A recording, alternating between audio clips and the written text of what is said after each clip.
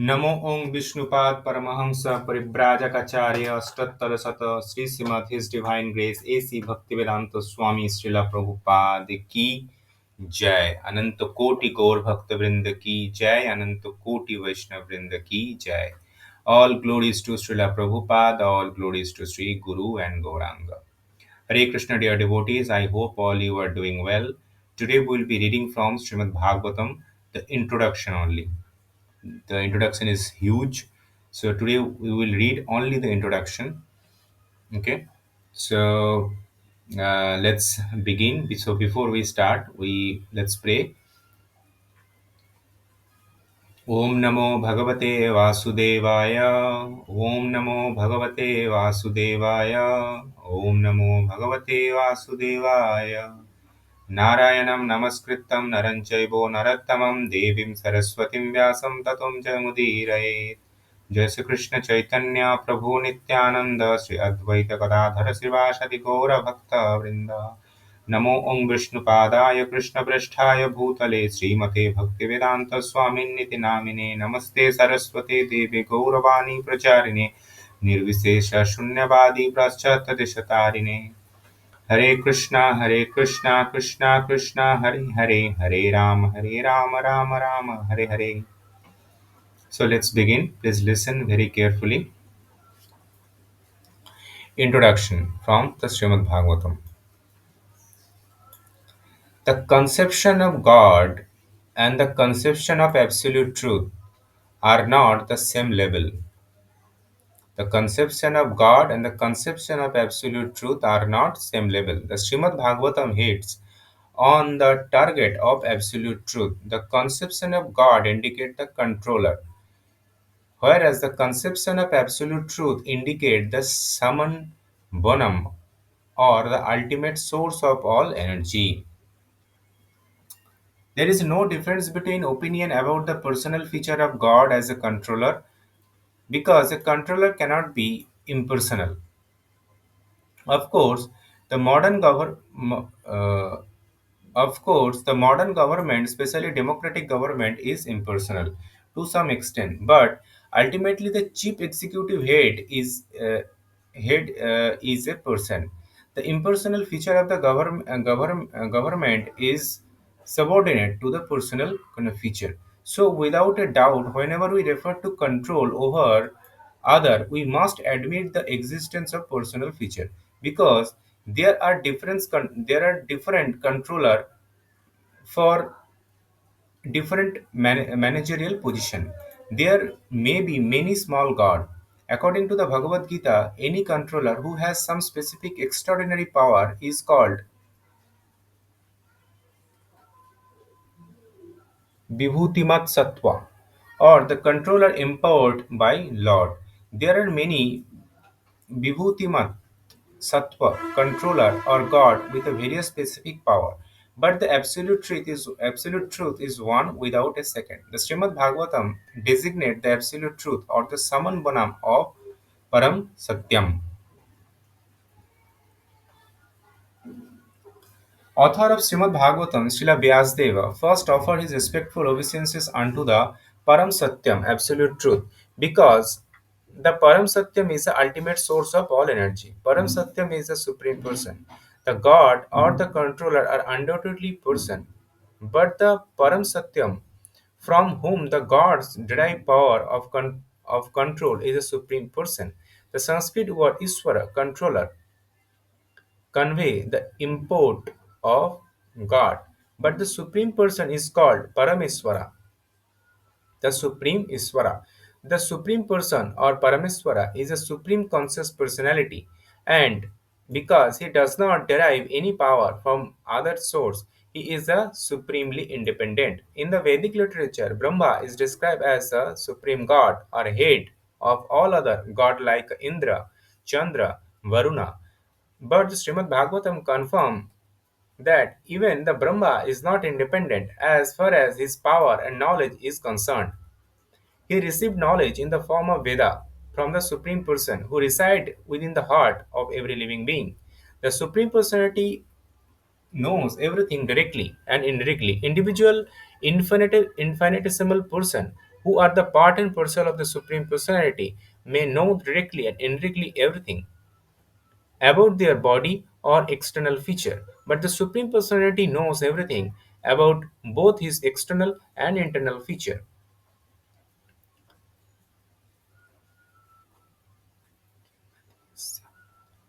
The word Janmadasya suggests the source of all production, maintenance, or destruction in the same supreme consciousness conscious person. Even in our present experience, we can know that nothing is generated from the inert matter, but inert matter can be generated from living entity. For instance, by contact with a living entity, the material body develops into a working machine. Men with a poor fund of knowledge mistake that bodily machinery to be the living being. But the fact is that the living being is the basis of bodily machine. The bodily machinery to be living being, but the fact is that living being is the basis of bodily machine. The bodily machine is useless as soon as the living spark is always away from it. Similarly, the original source of material energy is a supreme person. This fact is expressed in all Vedic literature, and the exponent of the spiritual science have accepted this truth.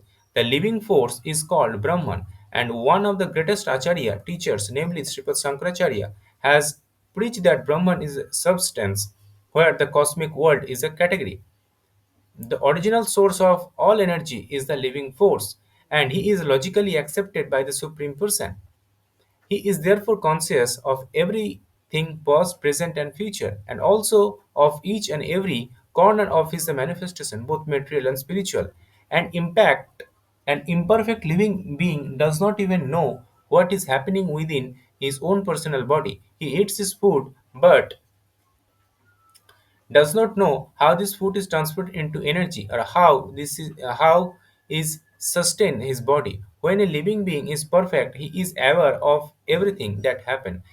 And since the Supreme Person is all perfect, it is quite natural that he knows everything in all detail. Consequently, the perfect personality is addressed in the Srimad Bhagavatam as Vasudeva, or one who lives everywhere in full consciousness and in full possession of his the complete energy.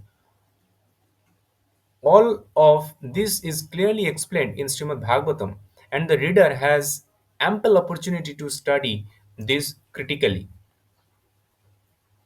In the modern age, Lord Chaitanya Mahaprabhu preached the Srimad Bhagavatam by practical demonstration.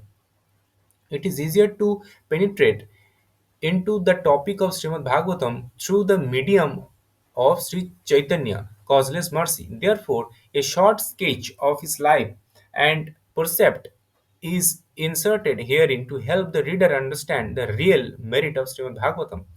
It is imperative that one learn Srimad Bhagavatam from the person Bhagavatam. The person Bhagavatam is one whose very life is Srimad Bhagavatam in practice. Since Chaitanya Mahaprabhu is the absolute personality of Godhead, he is both Bhagavan and Bhagavatam is a person in second. Therefore, his process of approaching the Srimad Bhagavatam is practical for all people of the world. It was his wish that Srimad Bhagavatam be preached in every nook and corner of the world by those who happen to take their birth in India.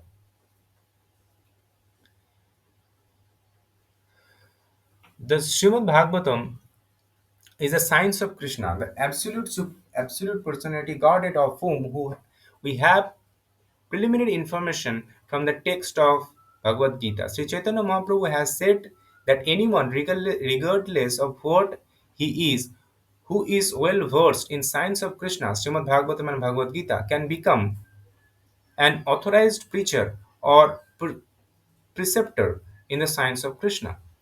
There is a need for the science of Krishna in human society for the good of all suffering humanity of the world, and we simply request the leader of all nations to pick up the science of Krishna for their own good, for the good of society, and for the good of all the world people, world's people. A short sketch of life and teachings of Lord Chaitanya, the preacher of Srimad Bhagavatam. The Lord Chaitanya Mahaprabhu, the great apostle of love of God and the father of the congregation chanting of the holy name of the Lord, advanced himself at Sridhama Mayapura, a quarter of the city of Navadip in Bengal, on the Falgun Purnima evening in the year 1407 Shatabda, corresponding to the February 1486 by the Christian calendar. His father, Jagannath Mishra, a learned Brahmana from the district of Sylhet, came to Navadvip as a student because at the time Navadvip was considered to be the center of education and culture. He demolishted on the bank of the Ganga after marrying the Srimati Sachi Devi, a daughter of the Nilambar Chakraborty, the great learned scholar of Navadvipa. Jagannath Mishra has a number of daughters by his wife, Srimati Sachi Devi, and most of them expired at the early age. Two surviving sons, Sri Vishwarupa and Vishwambara, become the last object of their parental affection. The tenth and youngest son, who was the name Vishwambara, later became known as the Nimai Pandita. Then, after accepting the renounced order of life, Lord Chaitanya Mahaprabhu.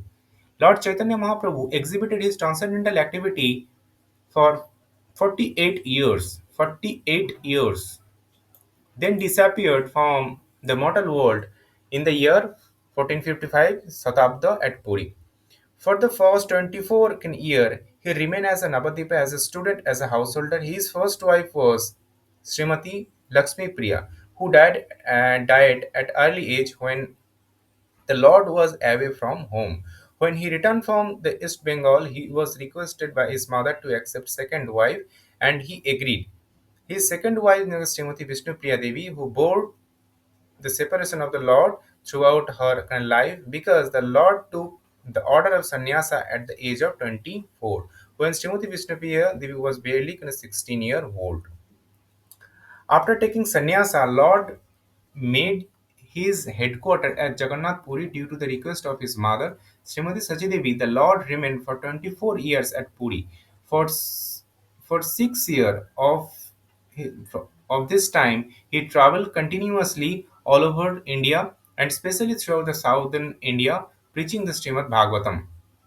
After taking sannyasa, Lord made his headquarters at Jagannath Puri due to the request of his mother, Srimati Sachidevi. The Lord remained for 24 years at Puri, and for 6 year at the for the 6 year of this time he traveled continuously all over in India and especially throughout the southern India, preaching the Srimad Bhagavatam. The Lord Chaitanya not only preached the Srimad Bhagavatam but propagated the teaching of Bhagavad Gita as well in the most practical way. The Bhagavad Gita, the Lord Sri Krishna is depicted the absolute personality Godhead, and his last teaching is that great book of transcendental knowledge instruct that one should give up all the mode of religious activity and accept him, Lord Sri Krishna, as the only worshipable Lord. The Lord then assured that all his devotee would be protected from all sort of sinful act and that for them there would be no cause for anxiety. Unfortunately, despite Lord Krishna direct order and teachings of Unfortunately, despite Lord Krishna direct order and the teachings of Bhagavad Gita, less intelligent people misunderstood him to be nothing but a great historical personality, and thus they cannot accept him as the original personality Godhead. Such men with poor fund of knowledge are misled by many non-devotee. Thus, teachings of Bhagavad Gita were misinterpreted by the great scholar. After the disappearance of Lord Krishna, there were hundreds of the commentaries on Bhagavad Gita by many erudite scholars, and almost every one of them was motivated by self-interest. Lord Chaitanya Mahaprabhu is a self-same Lord Krishna. This time, however, he appeared as a great devotee of the Lord in order to preach the personal in general, as well as to religious and philosopher religionists and philosophers about the transcendental position of Sri Krishna, the primeval Lord and the cause of all cause. The essence of his preachings is that Lord Krishna, who appeared at Brajabhumi, Vrindavana, as a son of the king of Braja, Nanda Maharaja, is a supreme personality god, is therefore worshipable by all. Vrindavan Dhama is non-different from the Lord because the name, fame, form, place where the Lord manifests himself are all identical with the kind of Lord as Lord as absolute knowledge. Therefore, Vrindavan Dhama is worshipable as the Lord. The highest form of transcendental worship of the Lord was exhibited by the damsel of Brajabhumi in the form of pure affection from the Lord. Thus, Lord Chaitanya Mahaprabhu recommend this process as the most excellent mode of worship.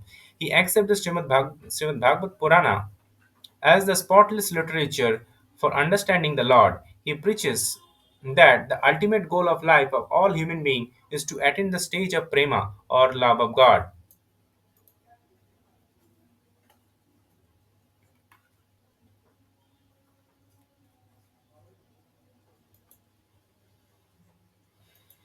Many devotees of Lord Chaitanya, like Srila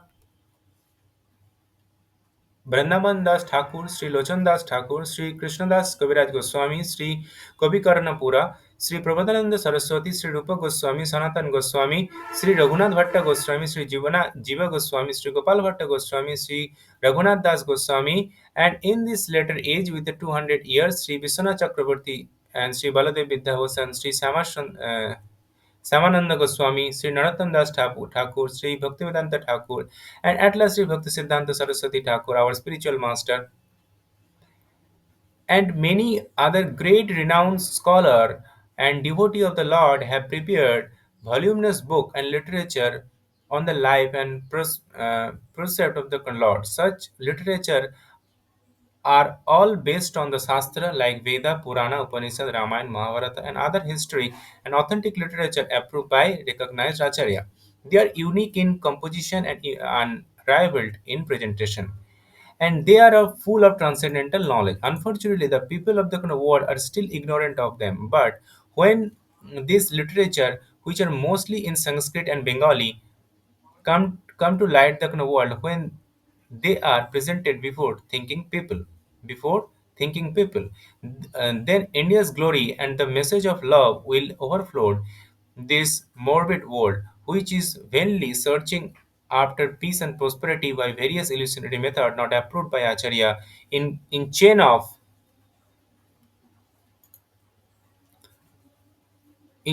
disciplic succession. The reader of the small description of life and prospect of Lord Chaitanya will profit much to go through the books of Srila Vrindavan Das Thakur, Sri Chaitanya Bhagavat, Srila Krishnadas Kaviraj Goswami, Chaitanya Charitamrita. The early life of the Lord is most fascinatingly expressed by the author Chaitanya Bhagavata.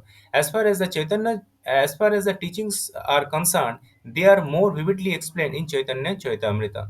Now they are available in English speaking public in our teachings of Lord Chaitanya. Okay. The Lord early life was recorded by one of chief devotee and the contemporaries, many, namely Srila Murari Gupta, a medical practitioner of that time, and the later part of the life of Sri Chaitanya Mahaprabhu was recorded by the private secretary Sri Damodar Goswami or Srila Sarup Damodara, who was practically a constant companion of the Lord at Puri. These two devotees recorded practically all the incident of the Lord activity. Later on, all the books dealing with the Lord, which are above mentioned, were composed on the basis of Kadacha notebooks by Srila Damodar Goswami and Murari Gupta.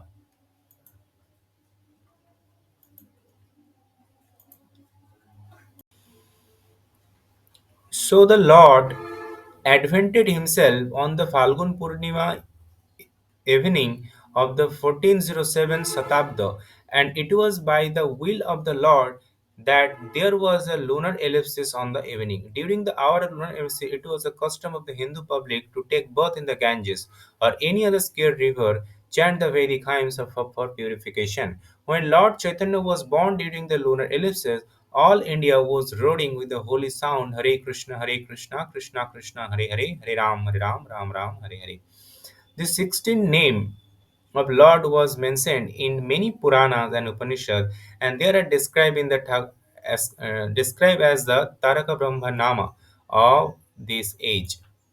It is recommended in the Shastra that the offenseless chanting of this holy name of the Lord can deliver the fallen soul from the material bondage.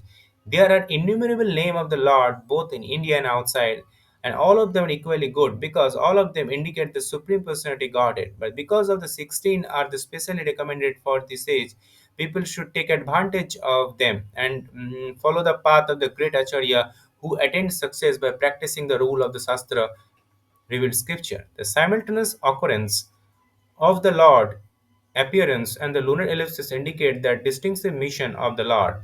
This mission was to preach the importance of chanting of the holy name of the Lord in the age of Kali, cruel. In this the present age, cruel takes place even over truffles, and therefore the Shastras have recommended for this age a common platform for realization, namely chanting the holy name of the Lord. People can hold meeting to glorify the Lord in their respective language and with melodious song. And if such a performance are executed in an offenseless manner, it is a certain that the participant will gradually attain spiritual perfection without having to undergo more rigorous method. At such meeting, everyone, the learned and the foolish, the rich and the poor, Hindus and Muslims, the enlightened and Indians, Englishmen and the Indians, and the Chandals and the Brahmins can all hear the transcendental sound and thus cleanse the dust of the material association from the mirror of heart. To confirm the Lord's mission, all the people of the world will accept the holy name of the Lord as the common platform for the universal religion of mankind. In other words, the advent of the holy name took place along with the advent of Lord Sri Chaitanya Mahaprabhu. When Lord was the lap of his mother, he would at once stop crying as soon as the ladies surrounding him chanted the holy name and clapped their hand. This peculiar incident was observed by the neighbor with awe of veneration. Sometime the young girls took pleasure in making the Lord cry, then stopping him, but chanting the holy name. So from his very childhood, Lord began to preach importance of the holy name. In this early age, Lord Chaitanya was known as Nimai.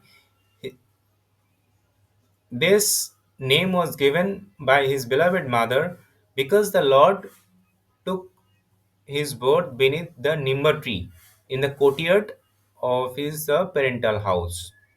When the Lord was offered the solid food in the age of the 6 month at Annaprasan ceremony, the Lord indicate his future activities.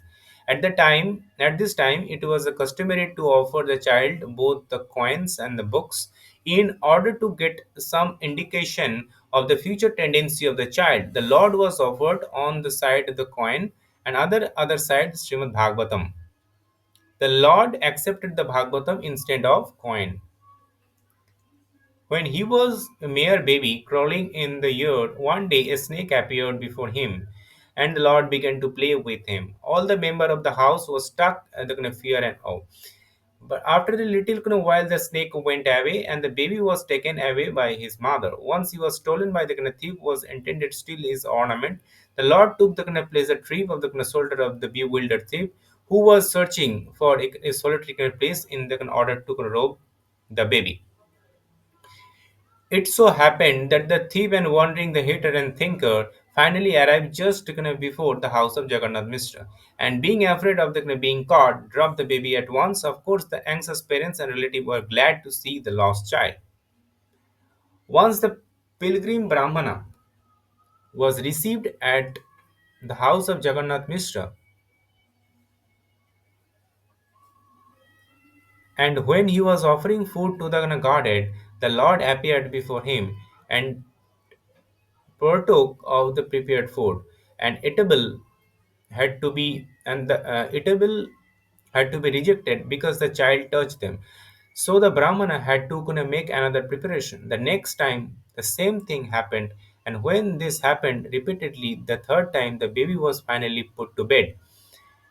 At above 12 at night, when all the member of the house were first asleep within their closed room, the pilgrim Brahmana offered his special prepared food to the deity, and in the same way, the baby Lord appeared before the pilgrim and spoiled his offering. The Brahmana then began to cry. But since everyone was first asleep, no one could hear him. At that time of the baby Lord appeared before the fortunate Brahmana and disclosed his identity as Krishna himself. The Brahmana was forbidden to disclose his incident, and baby returned to the lap of his mother.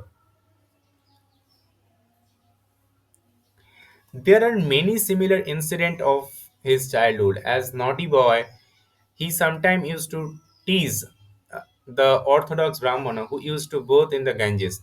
When Brahmana complained to his father that he was splashing them with the water instead of attending school, the Lord suddenly appeared before his father as though just coming from the school with all his school cloth and books. At the bathing Ganga, he also used to play jokes on the neighbors' girls who engaged in worshipping Shiva in hope of getting the good husband. This is a common practice among unmarried girls in the Hindu family. While they are engaged in such worship, the Lord Nautilican appeared before them and said, "My dear sister, please give me all the offering you have just brought from the Shiva.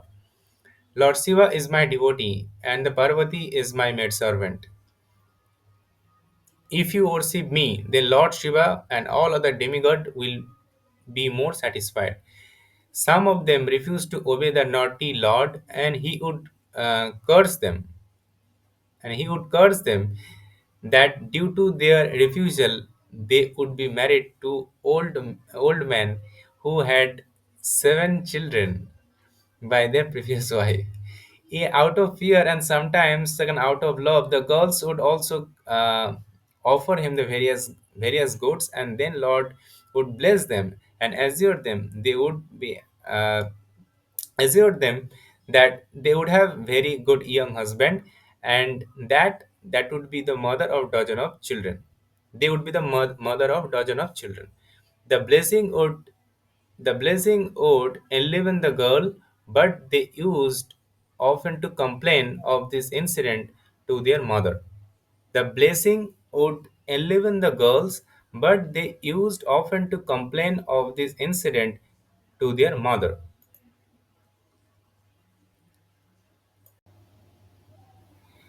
In this way, the Lord passed his early childhood. He was just 16-year-old. He started his own Chatuspati village schools conducted by the learned Brahmana.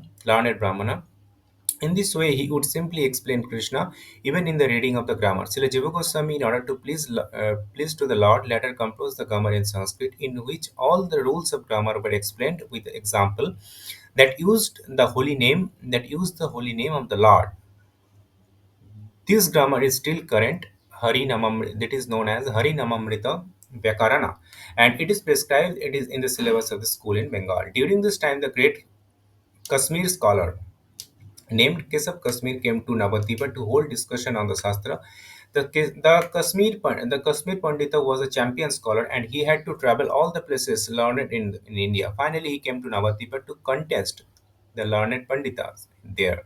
The Pandita of the Navadvipa decided to match Nimai Pandita Lord Chaitanya with the Kashmiri Pandita, thinking that if Nimai Pandita was defeated, then they would have another chance to debate with the scholar. For Nimai Pandita was only a boy, and if the Kashmira were defeated, then they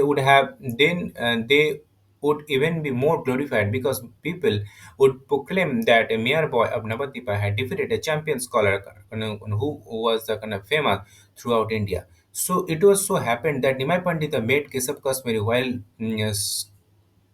strolling on the bank of the Ganges. The Lord requested him to compose a Sanskrit verse in the praise of the Ganga. And the Pandita, within the short time, composed 100 sloka, reciting verse like a storm, showing the strength of the verse learning. Nimai Pandita at once memorized all the sloka without an error. He quoted the 64th Sloka and pointed out certain rhetorical and literary irregularities. He particularly questioned the Pandita use of the word Bhavani Bharta.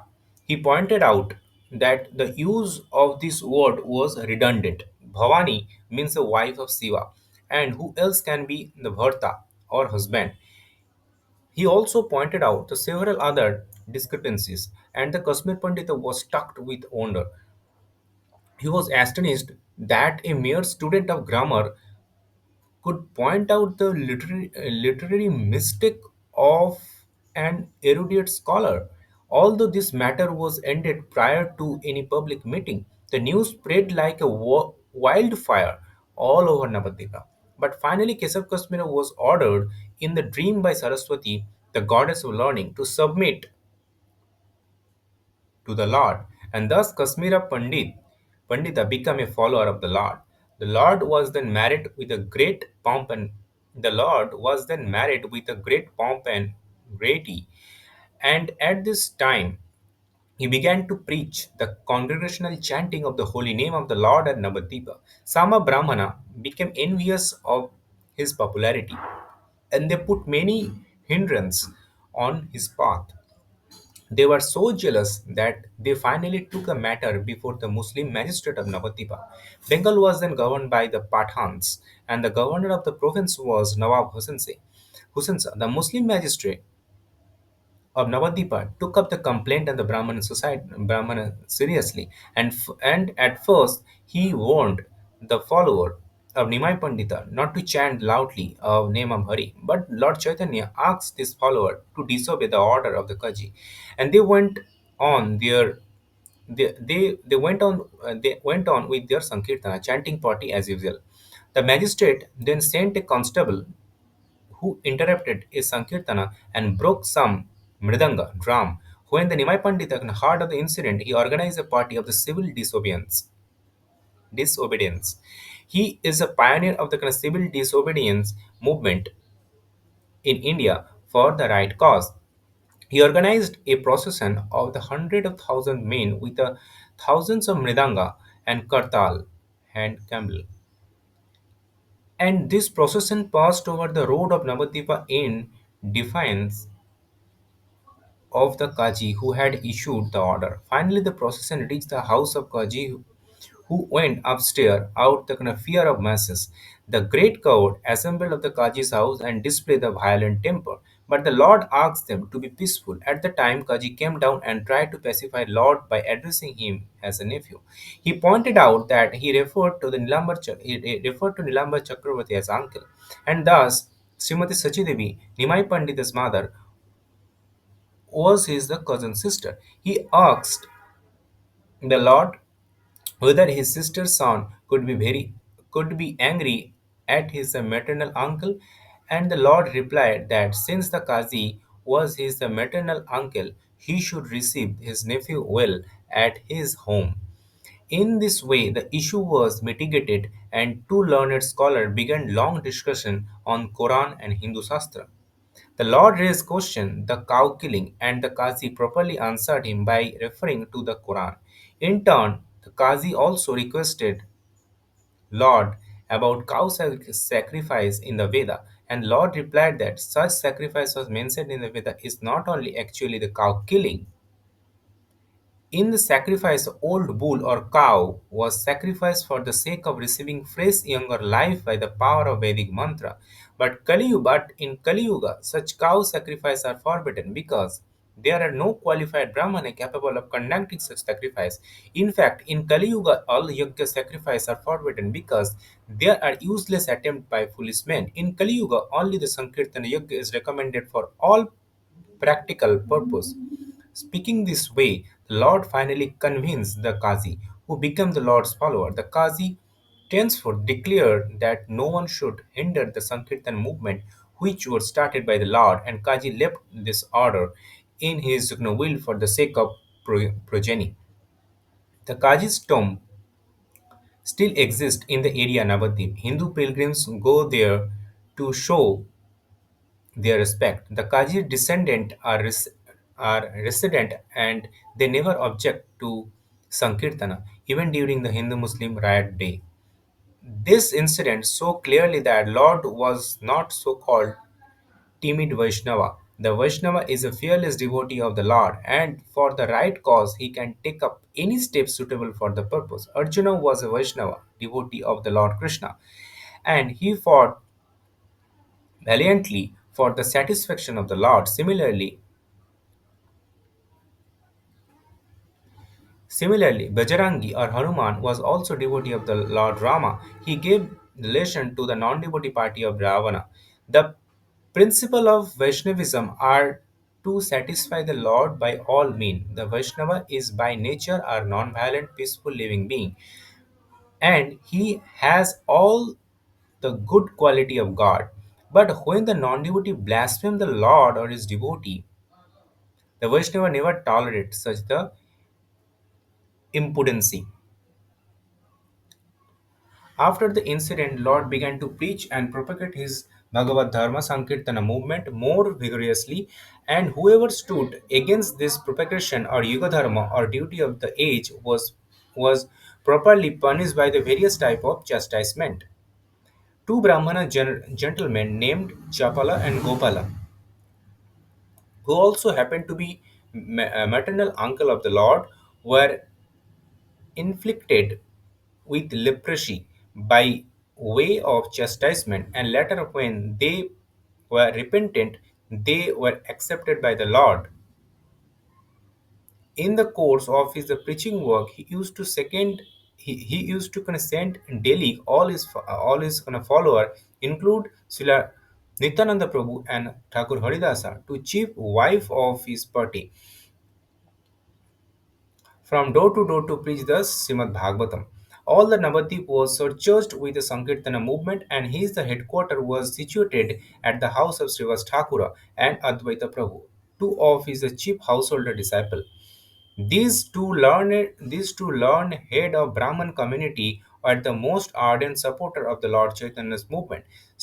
Sri Advaita Prabhu was the kind of chief cause for advent of the Lord. When Advaita Prabhu saw that the total human society was a full of materialistic activity and devoid of devotional service, which alone could shape the mankind from threefold misery of the material existence, he, out of his causeless compassion for the age-old human society, prayed fervently for incarnation of the Lord and continuously worshipping the Lord with the kind of water of the Ganges, leaf of the holy Tulsi tree.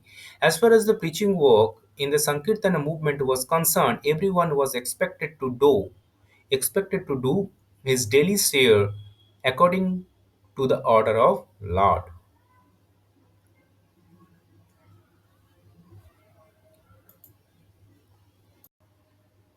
Once Nityananda Prabhu and Srila Haridas Thakura were walking down a main road, and on the way they saw the roaring crowd assembled.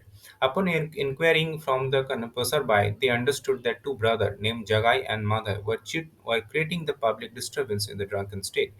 They also heard that these two brothers were born in the respectable Brahman family, but because of the low association, they had turned into the debauches and the worst type.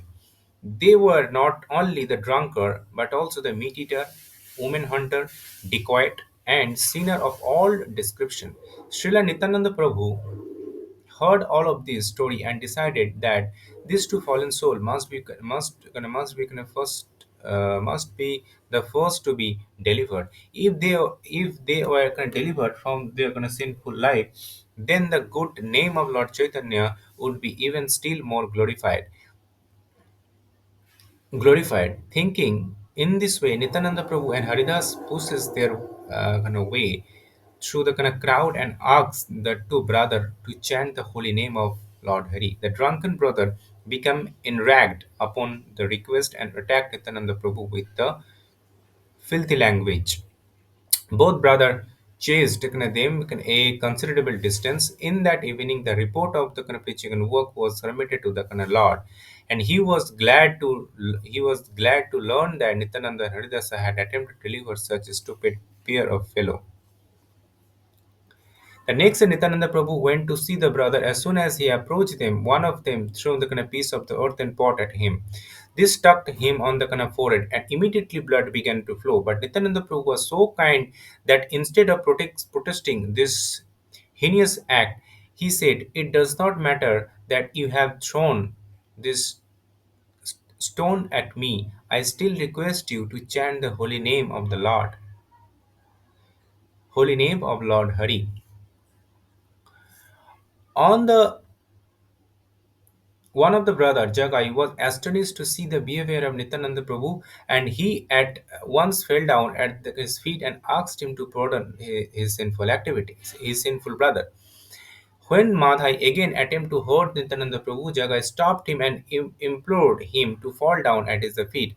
In the meantime, the news of Nityananda's injuries reached to the Lord, who at once hurried to the spot in the fury and angry mode. Lord immediately invoked his Sudarshan Chakra, the Lord ultimate weapon, set like a set like a wheel to kill the sinner. But Nityananda Prabhu reminded him of his mission. The mission of the Lord was to deliver the hopelessly fallen soul of Kali Yuga, and brothers Jagai Madai were a typical example of this fallen soul. 90% of the population of our age resemble of this brother, despite high birth and mundane respectively. According to the verdict of the revealed scripture, the total population of the world in this age will be of the Sudra quality or even lower. It should be noted that Sri Chaitanya Mahaprabhu never acknowledged the stereotyped caste system by birthright. Rather, he strictly can follow the verdict of the Shastra in the manner in s- verdict of the Shastra in the matter of one's Swarupa or real identity.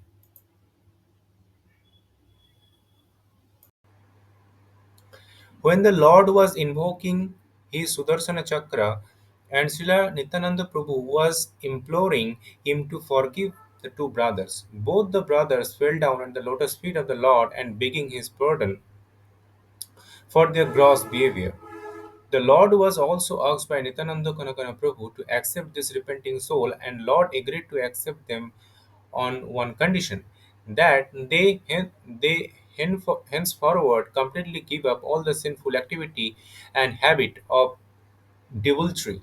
Both the brothers agreed and promised to give up all their sinful habit, and the kind Lord accepted them and did not again refer to their past misdeed.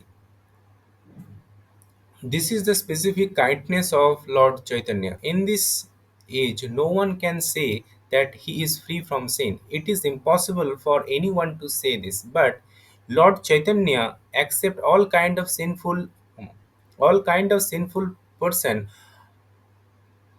Lord Chaitanya accept all kind of sinful person on the one condition, that they promise not to indulge in sinful habit after being spiritually initiated by a bona fide spiritual master. There are number of instructive points to be observed in this incident of the two brothers. In this Kali Yuga, particularly all the people are of quality of Yagai and Madai. If they want to be relieved from the reaction of their misdeed, they must take shelter of Lord Chaitanya Mahaprabhu, and after spiritual initiation thus refrain from those things which are prohibited in the Shastra. The prohibitory prohibitory rules are dealt with the Lord's teaching to Srila Rupa Goswami. During his householder life, the Lord did not display many of the miracles which are generally accepted from such personality. But he did once perform a wonderful miracle in the house of Srinivasa Thakur while Sankirtana was in full swing. He asked the devotee what they wanted to eat. And when he was informed that they wanted to eat the mango, he asked for a kind of seed of mango, although this fruit was out of season. When the seed was kind of brought to him, he kind of showed it in the ear of Srinivasa, and at once a creeper began and to grow out of the seed. When no time, this creeper became full-grown mango tree heavy with more than ripened fruit than the devotee could eat. The tree remained in the Srinivasa ear. From then on, the devotee used to take as many mango from the tree as they wanted. The Lord had a very high estimation of the affection of the damsel of Brajabhumi, Vrindavana, for Krishna, and in appreciation of their unalloyed service to the Lord. Once Sri Chaitanya Mahaprabhu chanted the holy name of the gopis cowherd girl instead the name of the Lord. At the same at this time, some of his students who were also disciples came to see him. And when they saw the Lord was chanting the name of Gopi, they were astonished. Now, out of sheer foolishness, they asked the Lord why he was chanting the name of gopis and advised him to chant the name of Krishna. The Lord, who was in ecstasy, was thus disturbed by this foolish student. He chastised them and chased them away. The students were almost the same age of the Lord, and thus they wrongly thought the Lord as one of their peer. They held a meeting and resolved that they wanted to attack the Lord if he dared to punish them again in such a manner. This incident provoked some malicious talk about the Lord on the part of the general public. When the Lord became aware of this, he began to consider the various type of men found in society. He noted that especially the student, Professor Furuti Borkar, yogi, non-devotee, and the different type of atheist were all the opposite to the devotional service to the Lord. My mission is to deliver all the fallen soul of this age. He thought, but if they commit offense against me, thinking me to be an ordinary man, they will not benefit. If they are to begin their life of spiritual realization, they must in some way or another offer obeisances unto me. Thus the Lord decided to accept renounced order of life sannyasa because the people in general are inclined to offer respect to a sannyasi. 500 years ago, the condition of society was not as degraded as it is today. At the time, people would show respect to a sannyasi, and sannyasi would rigid in following the rules and regulation in the renounced order of life. So Chaitanya Mahaprabhu was not very much in favor of renounced order of life in the age of the Kali, but that was only for the reason that very few sannyasi in this age are able to observe the rules and regulation of sannyasa life. In Chaitanya Mahaprabhu decided to accept the order because the ideal sannyasi so that the general populace would show him respect. One is duty bound to show respect to the sannyasi, for a sannyasi is considered to be the master of all varna and ashrama. While he was contemplating accepting the sannyasa order, it is so happened that Kesav Bharati, a sannyasi of the Mayavadi school and resident of the Katua in Bengal, visited Navadvipa and was invited to dine with the Lord. When the Kesav Bharati came to his house, the Lord asked him to award him the sannyasa order of him. This was the matter of the formality. The sannyasa order is to be accepted from another sannyasi. Although the Lord was independent, is all respect. Still, to keep of the formality and of the Sastra, he accepted the sannyasa order from the Kesab Bharati. Although Kesab Bharati was not the Vaishnava Sampradaya school. After consulting with the Keshav Bharati, the Lord left Navadvipa for Katwa to formally accept the sannyasa in order of life. He was accomplished by Srila Nityananda Prabhu, Chandrasekhar Acharya, and Mukunda Datta. These three assisted him in the detail of the ceremony. The incident of the Lord accepting sannyasa order is very elaborately described in the Chaitanya Bhagavat by Srila Vrindavan Das Thakur.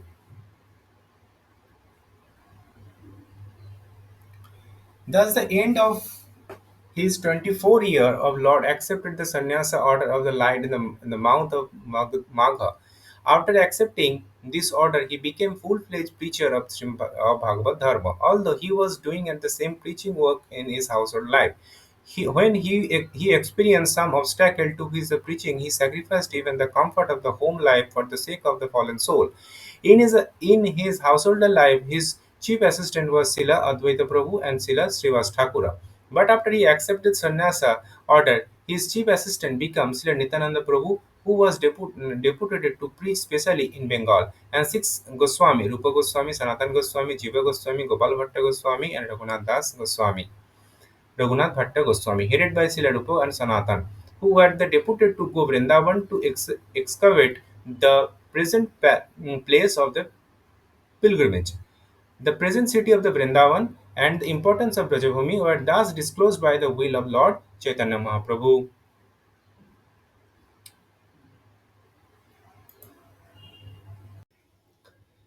The Lord, after accepting the sannyasa order, at once wanted to start for Vrindavan. For 3 continuous days, he travelled in Radhadesha, place where the Ganges does not flow. He was in full ecstasy over the idea of going to Vrindavan. However, Srila Nityananda diverted his path and brought him instead to the house of Advaita Prabhu in Santipura. The Lord stayed at Aditya Prabhu house for a few days, and knowing well that the Lord was leaving his hearth and home for good, Sri Advaita Prabhu sent his man to Navadvip to bring Mother Sachi to have a last meeting with her son. Some unscrupulous people say that Lord Chaitanya met his wife also after taking sannyasa and offered her his wooden slipper for worship. But the authentic source give no information about such a meeting. His mother met him at the house of Advaita Prabhu, and when she saw her son in sannyasa dress, she lamented. By way of compromise, she requested her son to make his headquarters in Puri so that she would easily be able to take e- easily be able to get information about him. The Lord granted this last desire of his beloved mother. After the incident, the Lord started for Puri, leaving all the residents of Navadvipa in the ocean of lamentation over his separation.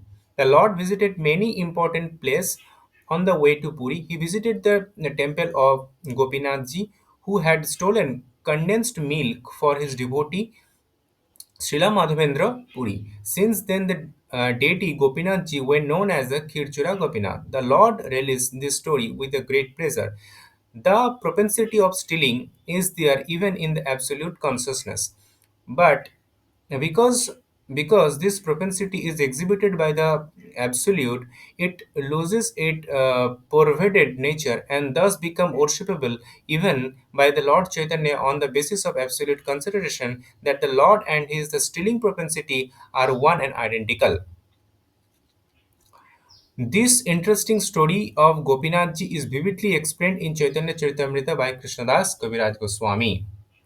After visiting the temple of Khirchura Gopinath of Remuna at Balasari in Orissa, the Lord proceeded towards Puri and on the way visited the temple of Sakshi Gopal, who appeared as a witness in the matter of true Brahmana devotee family quarrel. The Lord heard the story of Sakshi Gopal with great pleasure because he wanted to impress upon the atheist that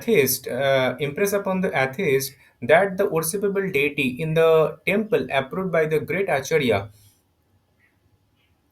are not idol. As alleged by the men with the kind of poor fund of knowledge, the deity in the temple in the Archa incarnation of the personality of the Godhead. Thus, the deity is identical with the Lord in all respect. He respond to the proportion of the devotee's affection for him. In the story of Sakshi Gopal, in which there were the family misunderstanding by the two devotee of the Lord, in order to mitigate the turmoil as well as to show the specific favor to his servitor, traveled from Vrindavan to Vidyanagara, a village in Orissa. in the form of his Archa incarnation. From there are the deity were the brought to Kataka, and thus the temple of Sakshigopal is even today visited by the thousands of pilgrims on the way to Jagannath Puri. The Lord stayed overnight there and began to proceed to Puri. On the way, his sannyasa rod was broken by Nityananda Prabhu. The Lord became apparently angry with him about this and went alone to Puri, leaving his companion behind. Entered the temple of Jagannatha, he became at once saturated with transcendental ecstasy and fell down on the floor of the temple unconscious. The custodian of the temple could not understand the transcendental fate of the Lord, but there was a great learned Pandita named Sarvabhauma Bhattacharya who was present, but and he could not understand the Lord losing his consciousness upon entering the Jagannath temple was not the ordinary thing. Sarvabhauma Bhattacharya, who was the chief appointed Pandita in the court of the king of Orissa Maharaja Prataprudra, was attracted by youthful luster of the Lord Sri Chaitanya Mahaprabhu and could understand that such a transcendental trance was only really exhibited and only then by the topmost devotee who are already on the transcendental plane in complete forgetfulness of material existence. Only a liberated soul, only a liberated soul could show such a transcendental fate, and the Bhattacharya, who was vastly learned, could understand this in the light of transcendental literature with which he was familiar. He therefore asked the custodian of the temple not to disturb the unknown sannyasi. He asked them to take the Lord to his home so he could be further observed in his unconscious state. The Lord was at once carried to the home Sarvabhauma Bhattacharya, who at the time had a sufficient power of authority due to of his being Shabha Pandita, or the state dean of facility in Sanskrit literature. Sorry, the state dean of faculty in Sanskrit literature. The learned Pandita wanted to scrutinizingly test the transcendental fate of the Lord Chaitanya because of an unscrupulous devotee imitate physical feat in order to flaunt transcendental achievement just to attract innocent people and take advantage of them. A learned scholar like a Bhattacharya can detect such impostor, and when he finds them out, he at once rejects them. In the case Lord Chaitanya Mahaprabhu, the Bhattacharya tested all the symptoms in the light of the Shastra. He tested as a scientist, not as a foolish sentimentalist. He observed the movement of the stomach, the beating of the heart, and the breathing of the nostril. He also felt the pulse of the Lord and saw that all his bodily activity were completely suspension. When he put a small curtain before the nostril, he found that there was a slight breathing as the fine fiber of cotton moved slightly. Thus he came to know that Lord Unconscious Trains was genuine, and he began to treat him the prescribed fashion. But the Lord Chaitanya Mahaprabhu could only be treated in the special way. He would respond only to the resounding of the holy name of the Lord by his devotee. The spiritual treatment was unknown by Sarvabhauma Bhattacharya because the Lord was still unknown to him. When the Bhattacharya saw him for the first time in the temple, he simply took him to be one of many pilgrims. Companion of the Lord who reached the temple a little after time heard the Lord transcendental fate and of his being carried away by the Bhattacharya. The pilgrim at the temple were still gossiping about the incident, but by chance one of these pilgrims had met Gopinath Acharya, who was known to Gadadhar Pandita, and from him it was learned that Lord was lying in an unconscious state at the residence of Sarvabhauma Bhattacharya, who happened to be the brother-in-law of Gopinath Acharya. All the members of the party were introduced by Gadadhar Pandita to Gopinath Acharya, who took them all to the house of Bhattacharya, where, where the Lord was lying unconscious in the spiritual trance. All the members then chanted loudly the holy name of the Lord Hari as usual, and Lord regained his consciousness. After this, Bhattacharya received all the members of the party, including Lord Nityananda Prabhu, and asked them to become his guest of honor. The party, including the Lord, went for a bath in the sea, and Bhattacharya arranged for their residence and meal at the house of Kasi Mishra. Gopinath Acharya, his brother-in-law, also assisted.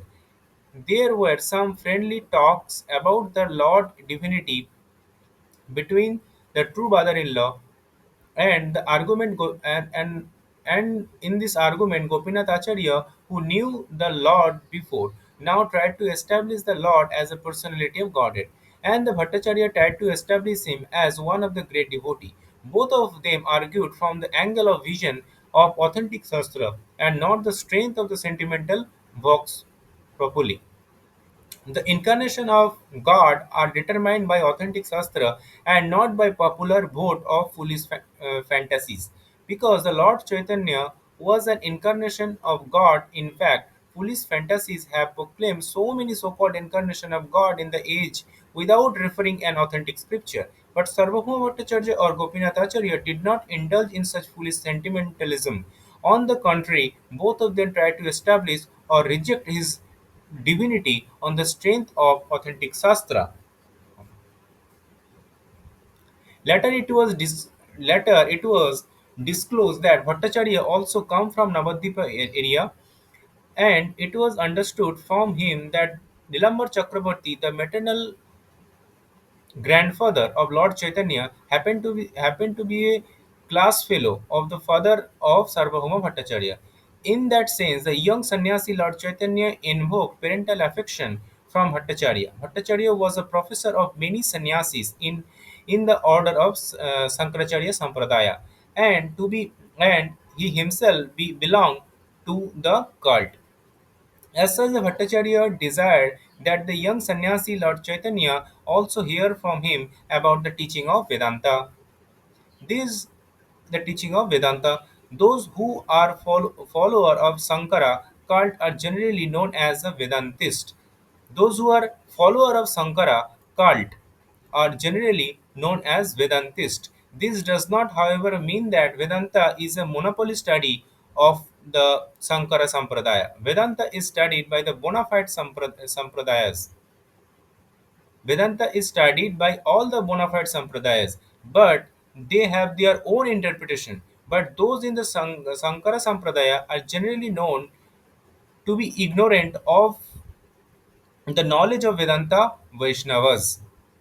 For this reason, the Bhaktivedanta title was first offered to the author by the Vaishnavas. The Lord agreed to take lesson from Bhattacharya on the Vedanta, and they sat together in the temple of the Lord Jagannatha. The Bhattacharya went on speaking continuously for 7 days, and the Lord heard him with all attention and did not interrupt. The Lord's silence raised from doubt in Bhattacharya's heart, and he asked the Lord how it was that he did not ask anything or comment on his explanation of Vedanta.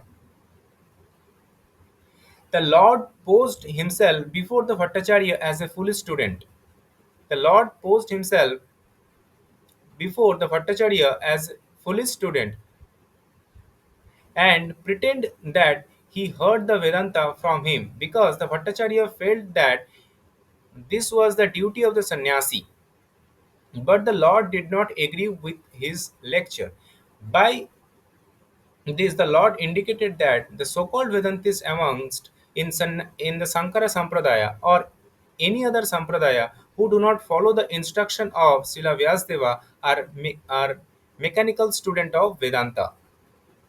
They are not fully aware of that the great knowledge. The explanation of Vedanta Sutra is given by the author himself in the text of Srimad Bhagavatam. The explanation of Vedanta Sutra is given by the author himself in the text of Srimad Bhagavatam. One who has no knowledge of Bhagavatam will hardly be able to know what the Vedanta says.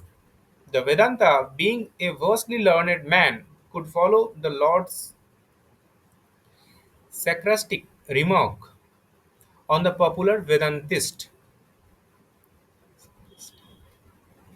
The Bhattacharya, being a vastly learned man, could follow the Lord's sarcastic remarks on the popular Vedantist. He therefore asked him why he did not ask about any point which he could not follow. The Bhattacharya could understand the purpose of his dead silence for the day he heard him.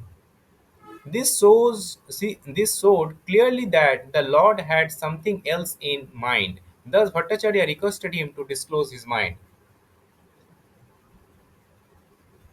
Upon this, the Lord spoke about follow. My dear sir, I can understand the meaning of the sutra like Janmadasya Yata, Sastra Yonibit, and Athato Brahma Jigyasa of the Vedanta Sutra. Upon this, the Lord spoke as follows. My dear sir, I can understand the meaning of the sutra like Janmadasya Yata, Sastra Yonitvat, and Athato Brahma Jigyasa of Vedanta Sutra. But when you explain them in your own way, it becomes difficult for me to follow them. The purpose of the sutra is already explained in them, but your explanation are covering them with something else. You do not purposely take the direct meaning of the sutra, but indirectly give your own interpretation. The Lord thus attacked, attacked. The Lord thus attacked all the Vedantists who interpret the Vedanta Sutra fashionably, according to their limited power of thinking to serve their own purpose. Such indirect interpretation of authentic literature like Vedanta Sutra are hereby condemned by the Lord. The Lord continued, Srila Vyasadeva has summarized the direct meaning of the mantra in the Upanishad in the Vedanta Sutra. Lord continued, Srila Vyasadeva has summarized the direct meaning of the mantra in the Upanishad in the Vedanta Sutra. Unfortunately, you do not take their direct meaning. You indirectly interpret them in different way. The authority of the Veda is unchallengeable and stand without any question of doubt. And whatever is stated in the Veda must be accepted completely. Otherwise, one challenges the authority of the Vedas. The conch shell and the cow dung are bone. The conch shell and cow dung are bone and stool of two living beings. But because they have been recommended by the Veda as pure, people accept them as such because of the authority of the Vedas.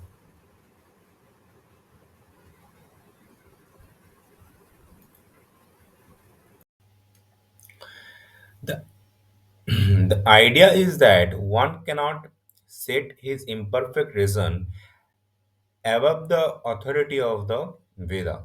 The order of the Veda must be obeyed as they stand without any mundane reason.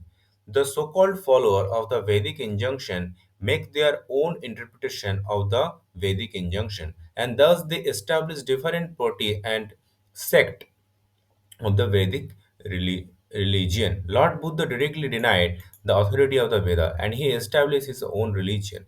Only for this reason, the Buddhist religion was not accepted by strictly follower of the Veda. But those who are so-called follower of the Veda are more harmful than Buddhists. The Buddhists have the courage to deny the Veda directly, but so-called followers of the Veda have no courage to deny the Veda, although indirectly they disobey all the injunction of the Veda. Lord Chaitanya condemned this. The example given by the Lord of the Council and the cow dung are very much appropriate in this connection. If one argue that since cow dung is pure, the stool of the learned Brahman is still more pure. This argument will not be accepted. Cow dung is accepted, and the stool of highly posted Brahmana is rejected. The Lord continued. The Vedic injunctions are self-authorized, and if mundane creature adjust the interpretation of the Veda, he defies their authority. It is foolish to think of oneself as more intelligent than Srila Vyasdeva. He has already expressed himself in his sutras, and there is no need to help from personality of lesser importance. His work, the Vedanta Sutra, is a dazzling as a midi sun, and when someone tried to give his own interpretation on the self-effulgent sun like Vedanta Sutra, he attempted to cover the sun with the cloud of his imagination. The Veda and Purana are one and same in purpose. The Vedas and Purana are one and same in purpose. They ascertain the absolute truth, which is greater than everything else. The absolute truth is ultimately realized as the absolute personality of Godhead with the absolute controlling power. As such, the absolute personality Godhead must be completely full of opulence, strength, fame, beauty, knowledge, and renunciation. Yet the transcendental personality of Godhead is astonishingly ascertained as impersonal. The impersonal description of absolute truth in the Veda is given to nullify the mundane conception of the absolute whole. The personal feature of the Lord are completely different from all kind of mundane feature. The living entity are all individual person, and they are all part and parcel of the supreme whole. If the part and parcel of the individual person, if the part and parcel are individual person at the source of their emanation must not be impersonal. He is the supreme person amongst all the relative person. The Veda inform us that from him Brahman everything emanates, and on him everything rests, and after annihilation everything merge in him only. Therefore he is the ultimate dative, causative, and accommodating accommodating cause of all cause, and these cause cannot be attributed to an impersonal object. The Veda inform us that he alone become many, and when he so desire he glanced over the material nature. Before he glanced over the material nature, there were no material cosmic creation. Therefore his glance is not material mind or senses were unborn when the Lord glanced over material nature. Thus evidence in the Vedas proves that beyond a doubt the Lord has a transcendental eye and the transcendental mind. They are not material. His impersonality, therefore, is a negation of his materiality, but not a denial of his transcendental personality. Brahman ultimately refers to the personality of Godhead. Impersonal Brahman realization is just a negative conception of the mundane creation. Paramatma is a localized aspect of the Brahman within all kind of material body. Ultimately, the supreme Brahman realization is the realization of the personality Godhead according to all evidence of the revealed scripture. He is the ultimate source of Vishnu Tattva.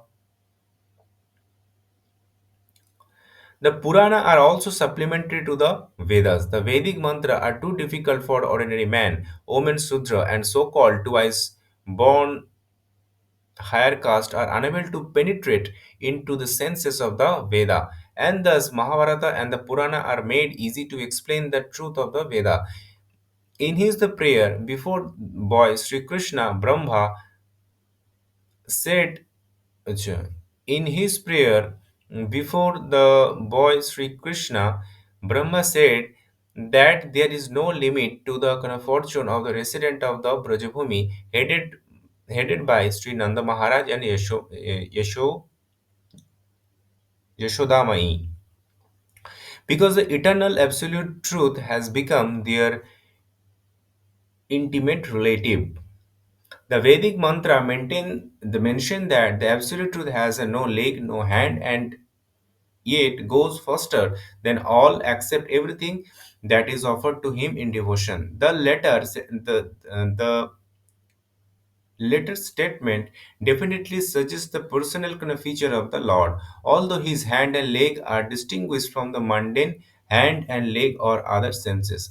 Brahman, therefore, is never impersonal, but when such mantra are indirectly interpreted, it is wrongly kind of thought that absolute truth is impersonal. The absolute truth personality of the Godhead is full of all opulence, and therefore he has a transcendental form of full existence, knowledge, and bliss. How then can one establish that the absolute truth is impersonal? Brahman, being full of opulence, is understood to have the manifold energy, and all this energy are classified under three heading under the authority of Vishnu Purana, which says that transcendental energy of the Lord Vishnu are primarily three. His spiritual energy and the energy of the living entity are classified as a superior energy, whereas the material energy is inferior one, which is protracted out of ignorance. The energy of the living entity is technically called Kshetragya energy. The Kshetragya Shakti, although equal in quality with the Lord, become overpowered by material energy out of ignorance, and thus suffer all short of material misery. In other words, the living entity are located in the marginal energy between the superior spiritual or inferior material energy, and in proportion to the living being contact with either the material or spiritual energy, the living entity is situated in proportionately higher and a lower level of existence. The Lord is beyond the inferior and the marginal energy as above mentioned, and his spiritual energy is manifested in three different phases as eternal existence, eternal bliss, and eternal knowledge. As far as the eternal existence is concerned, it is conducted by the Shandini potency. Similarly, bliss and knowledge are conducted by the Ladini, Samvit potency, respectively. As the supreme energetic Lord, he is the supreme controller of the spiritual and marginal and material energy. And all these the different type of energy are connected with the Lord in eternal devotional service. The Supreme Personality Godhead is thus enjoying in his transcendental eternal form. Is it not astounding that one dare to call the dare to call the Supreme Lord non-energetic? The Lord is a controller of all energy, and the living entity are part and parcel of one of the energy. Therefore, there is a gulf of difference between the Lord and the kind of living entity. How then can one say that the Lord and the living entity are one and the same? In the Bhagavad Gita, also the living entity are described as kind of belonging to the kind of superior energy of the Lord. According to the principle of the intimate correlation between the energy and energetic, both of them are non-different also. Therefore, the Lord and the living entity are non-different as the energy and the energetic. Earth, water, fire, air, ether, mind, intelligence, ego are the inferior energy of the Lord, and the living entity are the different form and the different form, all as superior energy. This is a version of the Bhagavad Gita 7.4 and 5. The transcendental form of the Lord is eternally existence and full of transcendental bliss. How then can such a form be a product or the material mode of goodness? Anyone therefore who does not believe in the kind of form of the Lord is certainly faithless demon, as such is untouchable. A not to be seen persona non grata fate to be punished by the Plutonic king. The Buddhists are called atheists because they have no reason for the Veda.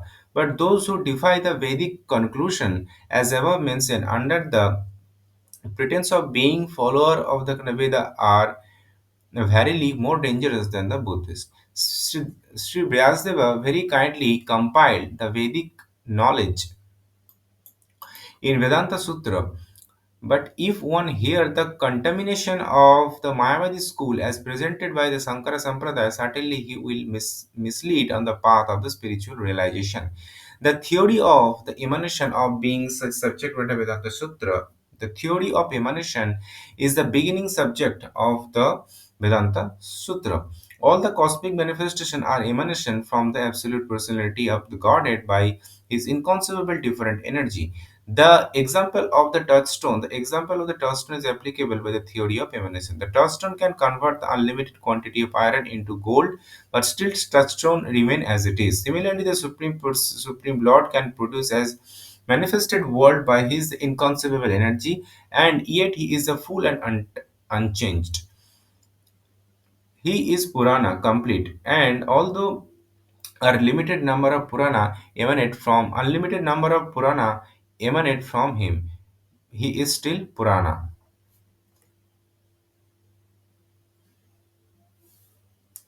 The theory of illusion of the Mayavadi school is advocated on the ground that the theory of emanation will cause the transformation of the absolute truth. If that is the cause, the Vyasdeva is wrong. To avoid this, they have skillfully brought in the theory in illusion. But the world or the cosmic creation is not false, as mentioned by the Mayavada school. It simply has a no permanent existence. A permanent thing cannot a permanent thing cannot be called as a false together. But the conception that the material body is a kind of self is certainly wrong. But the conception that the material body is the kind of self is certainly wrong. Pranava Om or the Omkara in the Veda is the primeval hymn. The transcendental sound is identical with the form of the Lord. All the Vedic hymns are based on the Pranava Omkara. Tattvamasi is but a side word in the Vedic literature, and therefore this kind of word cannot be kind of primeval hymn of the Veda. Sripad Sankaracharya has given more stress on the kind of side word Tattamasi than the primeval principle Omkara. The Lord thus spoke on the Vedanta Sutra and defied all the propaganda of the Mayavada school. The Bhattacharya tried to define himself in the Mayavada school by jugglery of logic and grammar. But the Lord defeated him by his the forceful argument. He affirmed that we are all related with the personality God eternally, and the devotional service is our eternal function in exchanging the dealing of our relation. The result of such exchanging is to attain prema or love of Godhead. When the love of Godhead is attained, love for all being automatically can follow because the Lord is sum total of all living being. The Lord said that but for these three items, namely eternal relation with God, exchange of dealing with Him, and the attainment of love for Him, all that is instructed in the Vedas is superfluous and concocted. The Lord further added that the Mayavada philosopher taught by Sripad Sankaracharya is an imaginary explanation of the Veda, but it had to be taught by him, Sankaracharya, because he was ordered to teach it by the personality Godhead. In the Padma Purana, it is stated that personality Godhead ordered his lordship Shiva to deviate the human race from him. The personality Godhead. The personality Godhead was to be so covered so that people would be encouraged to generate more and more population.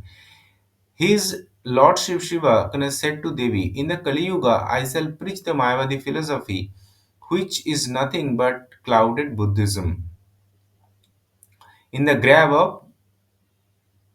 of a Brahmana.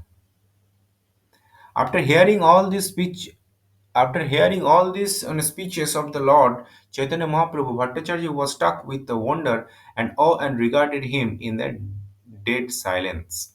The Lord then encouraged him with assurance that there was no cause to wonder. I say that devotional service unto the personality Godhead is the highest goal of human life.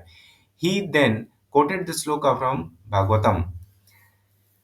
1.7.10, and assured him that even the liberated soul who are absorbed in the kind of spirit and the spiritual realization also take to devotional service to the Lord Hari, because the personality Godhead has such transcendental quality that he attracts the heart of liberated soul too. Then the Bhattacharya desired to listen to explanation of Atmanava Sloka from the Bhagavatam. The Lord first of all asked Bhattacharya to explain it, and after that he would explain it. Bhattacharya then explained the sloka in a scholarly way with a special reference to logic. He explained the sloka in a nine different way, chiefly based on logic, because he was the most renowned scholar of logic of the time. The Lord, after hearing Bhattacharya, thanked him for scholarly presentation of the sloka, and then and requested Bhattacharya a request of the Bhattacharya, the Lord explained the sloka in 64 different way without touching the nine explanation given by Bhattacharya.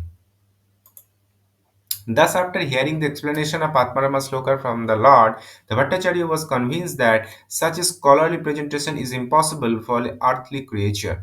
Before this, Sri Gopinath Acharya had tried to convince him of the divinity of the Lord, but at the time he could not so accept him. But at the time he could not so accept him. But the Bhattacharya was astounded by the Lord exposition of Vedanta Sutra and explanation of the Atmarama Slok. Thus he began to think that he had to commit a great offense of the lotus feet of the Lord by not recognizing him to be Krishna himself. He then surrounded unto him he then surrendered unto him, repenting for his last dealing with him, and Lord was kind enough to accept the Bhattacharya. Out of his causeless mercy, the Lord manifested before him as before him first 400 Narayana, and then again 200 Lord Krishna with a flute in his hand. The Bhattacharya at once fell down at the lotus feet of the Lord and composed many suitable sloka in praise of the Lord by his grace. He composed 100 sloka in praise he composed 100 sloka in the praise of the Lord, and the Lord then embraced him, and out of transcendental ecstasy, Bhattacharya lost consciousness of the physical state of life. Tear, trembling, throbbing of the heart, perspiration, emotional wave, dancing, singing, crying, and all other eight symptoms of trance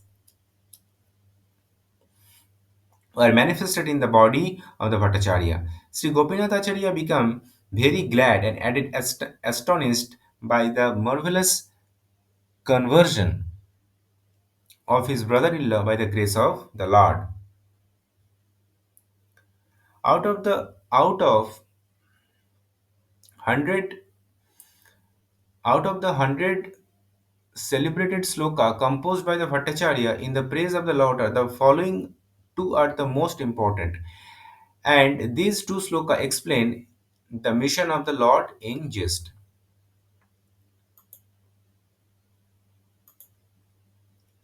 Number one, let me surrender unto the personality Godhead who has appeared now as a Lord Chaitanya Mahaprabhu. He is the ocean of all mercy and has now come down to teach us material detachment, learning, and devotional service to Himself. 2. Since pure devotional service of the Lord has been lost in the oblivion of time, the Lord has appeared to renovate the principle, and therefore I offer my obeisances unto His lotus feet. The Lord explained the word mukti to be equivalent word Vishnu or the personality Godhead. To attain mukti or liberation from the bondage of the material existence is to attain to the service of the Lord. The Lord then proceeded towards South India for some time and converted all he met on the way to become devotee of Lord Krishna. Such devotee also converted Such devotee also converted many other to cult devotional service or to the Bhagavata Dharma of the Lord. Thus he reached the bank of the Godavari, where he met the Srila Ramananda Raya, the governor of Madrasa, on behalf of Maharaja Prataparudra, the king of Orissa. He talk with Ramananda Raya are very important of the higher realization of transcendental knowledge, and the conversion itself form a small booklet. We shall, however, give here with a summary of the conversation. Sri Ramananda Rai was a self-realized soul, although outwardly he belongs to caste lower than the kind of Brahmana in social status. He was not renounced order in life. Beside that, he was a high government servant in the state. Still, Sri Chaitanya Mahaprabhu accepted him as a liberated soul on the strength of the high order of the realization of transcendental knowledge. Similarly, the Lord accepted the Srila Haridas Thakura, a veteran devotee of the Lord coming from the Mohammedan family. And there are many other great devotees of the Lord who came from the different community, sect, and caste. The Lord only criterion was the standard of devotional service of the particular person. He was not concerned with the outward dress of the man. He was concerned only with the inner soul and its activity. Therefore, all the missionary activity of the Lord has to be are to be understood to be the spiritual plan. And as such, the cult of Sri Chaitanya Mahaprabhu or the cult of Bhagavad Dharma has nothing to do with the mundane affair, sociology, politics, economic development, or any such sphere of life. Srimad Bhagavatam has a purely transcendental urge of soul.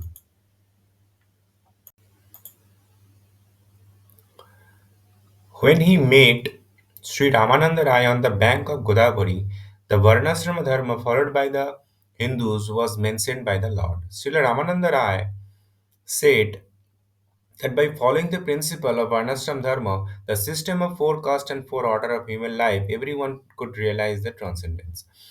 In the opinions of the Lord, the system of Varnashram Dharma is superficial only. It has very little to do with the highest realization of spiritual value. The highest perfection of life is to get detached for the material attachment and proportionately realize the transcendental loving service of Lord. The personality God recognize the personality God recognize a living being who is progressing in that line. Devotional service, therefore, is the culmination of the culture of all knowledge. When Sri Krishna, the Supreme Personality Godhead, appeared for the deliverance of all the fallen soul, he advised the deliverance of living entity as follows. The Supreme Personality Godhead, from whom all living entity have emanate, must be worshipped by all their respective engagement, because everything that we can see in also expansion of his energy. That is the kind of way of real perfection, and this is approved by all bona fide acharya, past and present. The system of varnashrama is more or less based on moral and ethical principle. There is a very little realization of the transcendence as such, and Lord Sri Chaitanya Mahaprabhu rejected it as superficial and asked Ramananda Rai to go further into the matter. Sri Ramananda Rai then suggested renunciation of fruitive activity unto the Lord. The Bhagavad Gita advised in this connection. Therefore, in the connection, whatever you do, whatever you eat, whatever you give, as well as whatever you perform in penance, offer to me alone. The dedication of the part of the worker suggests that personality Godhead is a step higher than impersonal conception of the Varnasram system. But still, the relation of living being and the Lord is not distinct in that way. The Lord therefore rejected his proposition and asked Ramananda Raya to go further. Raya then suggests renunciation of Varnashrama Dharma and accept the devotional service. The Lord did not approve of this suggestion also for the reason that all of the sudden one should not renounce his position, for that may not bring in the desired result. It was further suggested by a Raya that attainment of spiritual realization, freed from the material conception of life, is the topmost achievement of for a living being. The Lord rejected this suggestion, and the Lord rejected this suggestion also because on a plea of such spiritual realization must have has been wrought by unscrupulous person. Therefore, all of sudden This is not possible. The Raya then suggested sincere association of self-realized soul and hearing submissively the transcendental message of the pastime of the personality Godhead. This suggestion was welcomed by the Lord. This suggestion was made following in the footsteps of Brahmaji, who said the personality Godhead is known as Ajita, or one who cannot be conquered or approached by anyone. But Sir Ajita also become Jita, conquered by one method, which is very simple and easy. The simple method is that one has to give up the arrogant attitude of declaring oneself to be God Himself. One must be very meek and submissive and try to live peacefully by lending the ear to the kind of speech of transcendental self-realized soul who speak the message of Bhagavad Dharma or religion of glorifying the Supreme Lord and His devotee. To glorify the great man is an to glorify a great man is a natural distinct from a living being, but they have not learned to glorify the Lord. Perfection of life is attained simply by glorifying the Lord in association with self-realized devotee of the Lord. The self-realized devotee is he who surrender unto the Lord fully and who does not have attachment for material prosperity.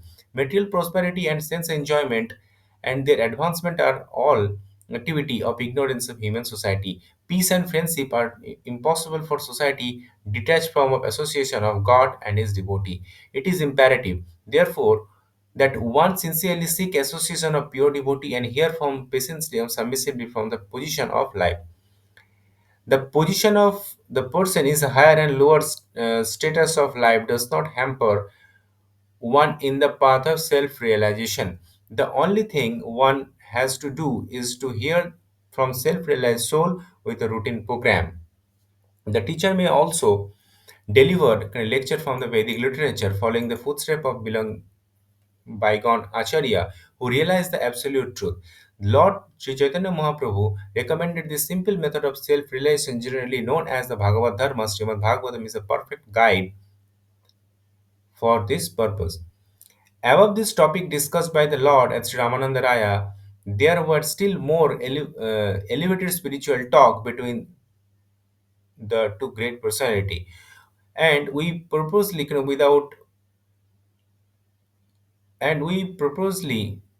withhold those topics for the present because one has to come the spiritual plan before further talk with Ramananda Raya can be heard. We have presented further talk of Srila Ramananda Raya with the Lord in another book, Teachings of Lord Chaitanya.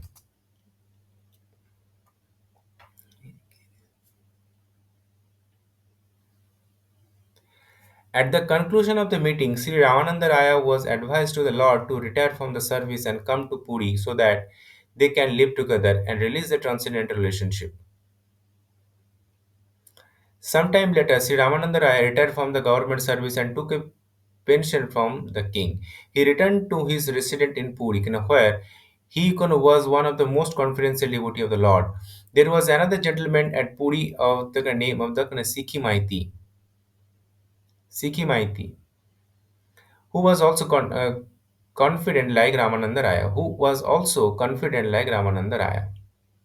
The Lord used to hold confidential talk of spiritual value with 3 4 companion at Puri, and he passed 18 year in that way in spiritual trends. His talk were recorded by the private secretary Sri Damodar Goswami, one of four most intimate devotee. The Lord extensively traveled all over the southern part of India. The great saint of Maharashtra, known as the Saint Tukaram, was also initiated by Lord. Saint Tukaram, after initiation by the Lord, overflowed the whole of the Maharashtra province with the Sankirtan movement, and transcendental flow still rolling on the southwestern part of the great Indian peninsula. The Lord excavated from South India two very important old literature, namely Brahma Samhita and Krishna Karnamrita. These two valuable books are authorized study for the person of devotional line. The Lord then returned to Puri after his South Indian tour. On his return to Puri, all the anxious devotees of the Lord got back their life, and the Lord remained there with the continuing past step of the transcendental realization. The most important incident during that time was the granting audience to King Prataprudra. King Pratapruddha was a great devotee to the Lord, and he considered himself to become one of the servant of the Lord entrusted with the sweeping the temple.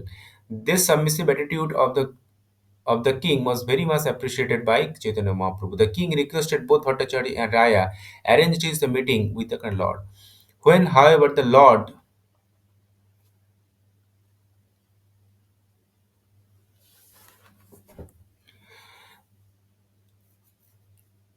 when however the Lord was petitioned by the two Salwa devotee, he flatly refused to grant the request, even though it was put forward by personal associates like Ramananda Raya and Sarvabhauma Bhattacharya. The Lord mentioned that it is dangerous for a sannyasi to become intimate touch with a worldly money conscious man and with a woman. The Lord was an ideal sannyasi. No woman can approach to the Lord even to offer respect. Women sits were accommodated far away from the Lord. As an ideal teacher and acharya, he was very strict in the routine work of sannyasi. Apart from being in the divine incarnation, Lord was an ideal character of human being. His behavior with other person was also above suspicion. In his dealing as Acharya, he was harder than the thunderbolt and softer than the rose. One of the associate, Junior Haridasa, committed the great mistake by lustfully glancing the young woman. The Lord, as a super soul, could detect this in lust in the mind in the Junior Haridasa, who was one banished from the Lord Association and was never accepted again. Even though the Lord was implored to excuse Haridasa for the mistake, Junior Haridasa afterward committed suicide due to being disassociated from the company of the Lord. And the news of suicide was duly related to the Lord. Even at the time, the Lord was not forgetful of the offense, and he said that Haridas had rightly met with the proper punishment. On the principle of renounced order of life and, and the kind of discipline, the Lord knew no compromise. And therefore, even though he knew that the king was a great devotee, he refused to see the king. Only because the king was a dollar and cent man. By this example, the Lord wanted to emphasize the proper behavior of the transcendentalist. A transcendentalist has nothing to do with a woman and money. He must always refrain from such intimate relation. The king was, however, favored by the Lord, the great expert at agreement of the devotee. This means that the beloved devotee of the Lord can favor a neopathic more and liberally than the Lord. The pure devotee, therefore, can never commit an offense at the feet of another pure devotee. An offense at the lotus feet of Lord is sometimes executed by the merciful Lord, but offense at the feet of the pure devotee is very dangerous for one who is actually want to make the progress in devotional service.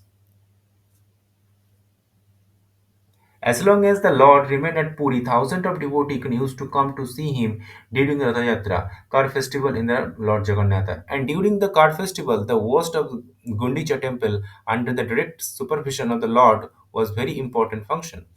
The Lord Congregation Sankirtan movement at Puri was a unique exhibition for the mass people.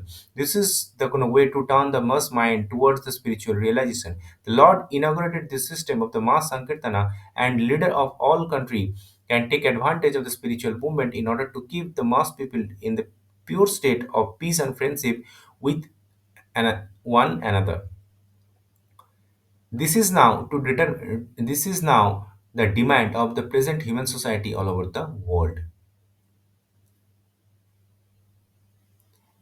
After some time, the Lord again started on his tour towards the northern India, and he decided to visit Vrindavana and its neighboring place. He passed through the jungle and of Jharkhanda, Madhya Bharata, and all the wild animal also joined his Sankirtan movement. The wild tiger, elephant, bear, and deer all together accompanied to the Lord, and the Lord accompanied them in Sankirtana. By this, he proved that the propagation of the Sankirtan movement, congregational chanting, and glorifying the name of the Lord, even the wild animal can live the peace and friendship.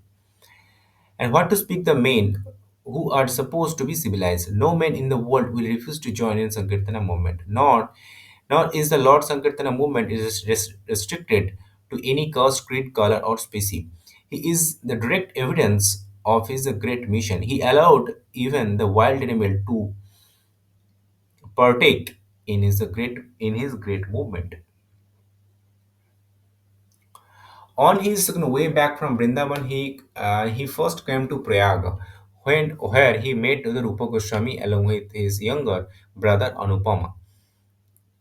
Then he came down to Benares, Varanasi. For 2 months, he instructed Sri Sanatan Goswami in the transcendental science. The instruction to Sanatan Goswami is in itself a long narration, and full presentation of the instruction will not be possible here. The main idea are given as follows.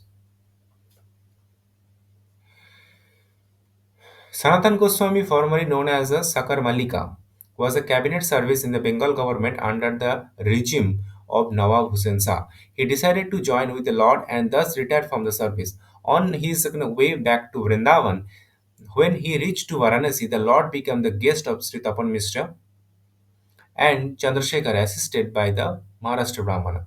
At that time, Varanasi was headed by the great sannyasi of the Mayavadi school, namely Sripad Prakashananda Saraswati. When the Lord was the Varanasi, the people in general become more attracted to the Lord Chaitanya Mahaprabhu on account on his Mass Sankirtan movement. Wherever he visited, especially in the Vishwanatha temple, thousands of pilgrims would follow him. Some were attracted by his the bodily feature, and others were attracted by his the melodious song glorified the Lord. Mayavadi Sannyasi designate themselves as a Narayana. The Mayavadi Sannyasi designated themselves as a Narayana. Varanasi is still overflowed with many Mayavada sannyasi. Some people who saw the Lord in his Sankirtan party considered him to be actually Narayana. And this report reached the camp, the great sannyasi Prakashananda. In India, there is always a kind of spiritual rivalry between the Mayavada and Bhagavata school. And thus, when the news of the Lord reached the Prakashananda, he knew that the Lord was a Vaishnava sannyasi, and therefore he minimized the value of the Lord before those who brought him the news. He deprecated the activity of the Lord because of his the preaching and the Sankirtana movement, which was, in his opinion, nothing but religious sentiment. Prakashananda was profound student of Vedanta, and he advised his followers to give attention to the Vedanta, not to indulge in Sankirtana. One devotee Brahmana who became a devotee of the Lord did not like the criticism of Prakashananda, and he went to the Lord to express his regret.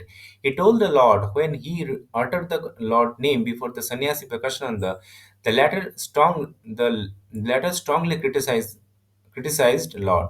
Although the Brahmana had Prakasananda uttering the several times of the name of Chaitanya, the Brahmana was astonished to see the sannyasi Prakasananda could not vibrate the sound Krishna even once. The Brahmana was astonished to see that sannyasi Prakasananda could not vibrate the sound of Krishna even once, although he uttered the name of Chaitanya several times.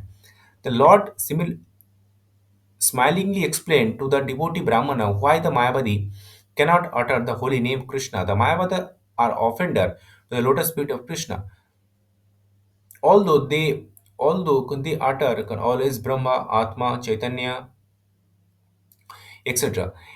And because they are offender of the lotus feet of Krishna, they are actually unable to utter the holy name of Krishna. The name of Krishna and personality God and Krishna are identical.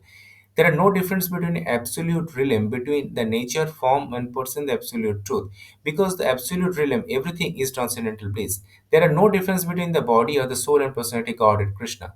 Thus, he is different from the living entity, who is always different from his outward body. Because the Krishna transcendental position, it is very difficult for a layman to actually know the personality God of Krishna, his holy name and fame, etc. His name and fame, form and pastime, all are one, and same transcendental identity, and they are not knowledgeable by the exercise of all material senses. The transcendental relationship of the pastimes of the Lord is a source of still more bliss than one can experience the realization of Brahman, or by becoming one with the Supreme. Had it not been so, then those who are already situated in the transcendental bliss of Brahman would not have attracted by the transcendental bliss of pastimes of the Lord. After this, a great meeting was arranged by the devotee of the Lord, in which all the sannyasi was invited, including the Lord and Prakashananda Saraswati. In this meeting, both the scholar, the Lord and Prakashananda, had long discourse of the spiritual value of Sankirtana movement and the summary in the given below. The great Mayavadi sannyasi Prakashananda inquired from the Lord as to the reason for his preferring the Sankirtana movement to the study of Vedanta Sutra. Prakashananda said that it is the duty of the sannyasi to read Vedanta Sutra. What caused the Lord to indulge Sankirtana? After this inquiry, Lord submissively replied, I have taken to Sankirtan movement instead of study of Vedanta because I am a great fool. The Lord thus represented himself as one of the numberless fool of this second age who are absolutely incapable of studying Vedanta philosophy. The fool indulge in the study of Vedanta has caused so much havoc in society. The Lord thus continued, and because I am a great fool, my spiritual master forbade me to play with Vedanta philosophy. He said that it is better that I chant the holy name of Lord, for that would deliver me from the material bondage. In this second age of Kali, there is no other religion but glorification of the Lord by utterance of the holy name and that injunction of all the revealed scripture. My spiritual master has taught me one sloka from the Brihad Naradiya Purana. हरेर्नाम हरेर्नामैव केवलं कलो नास्त्यव्य गतिरन्यथा.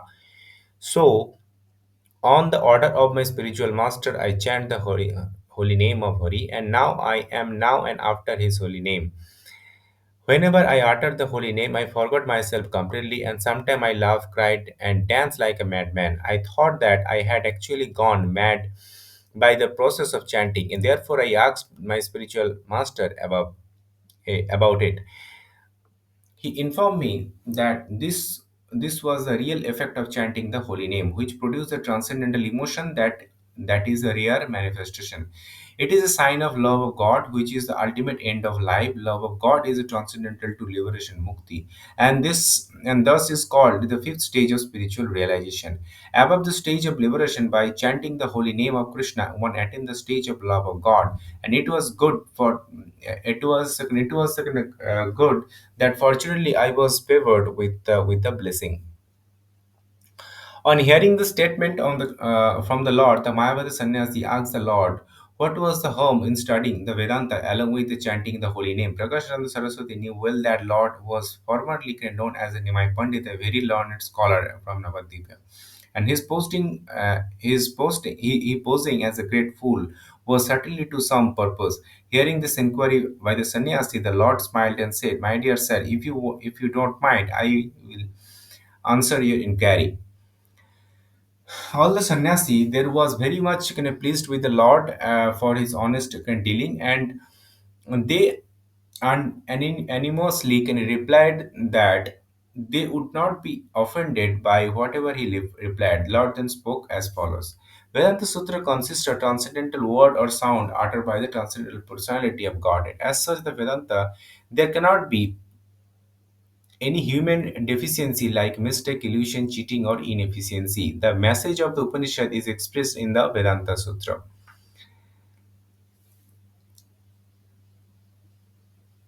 The message of Upanishad is expressed in the Vedanta Sutra.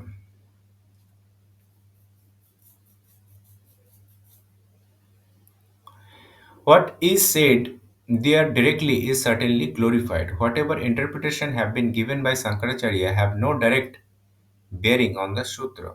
Therefore, such commentary spoiled everything. The word Brahman indicates the greatest of all, which is full of transcendental openness, superior to all. Brahman is ultimately personality, Godhead. He is covered by indirect interpretation established as impersonal. Everything that is in the spiritual world is a full of transcendental bliss, including the form, body, place, and the paraphernalia of the Lord. All the eternally cognizant and blissful. It is not the fault of Acharya Sankara that he has so interrupted Vedanta. But if someone accept it, then certainly he is doomed. Anyone who accepts the transcendental body of the personality Godhead as something mundane certainly commit the greatest blasphemy. The Lord thus spoke to the sannyasi almost the same way he spoke to Bhattacharya to Puri, and by forcefully argument he nullified the Mayavada interpretation of Vedanta Sutra. At the sannyasi, there claimed that the Lord was personified Veda and personality Godhead. All the sannyasi were converted to cult of bhakti. All of them accepted the holy name of Lord Krishna. Lord Sri Krishna, and they denied together, denied together with the Lord in the midst of them.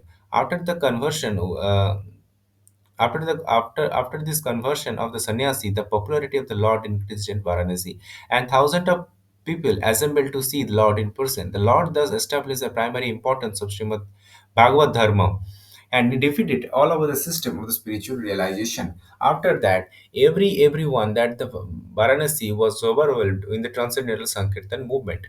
While Lord and was camping in Varanasi, Sanatan Goswami, who arrived after retiring from office, he was formerly one of the state of minister of the government of Bengal. Then under regime of Nawab Hussain Shah, he had some difficulty in getting relief from the state service.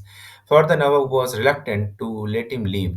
Nonetheless, he came to Varanasi and the Lord taught him the principal devotional service. He taught him about the constitutional position of the living being, the cause of the bondage under the material condition, his eternal relation with the personality Godhead, the transcendental position of the supreme personality Godhead.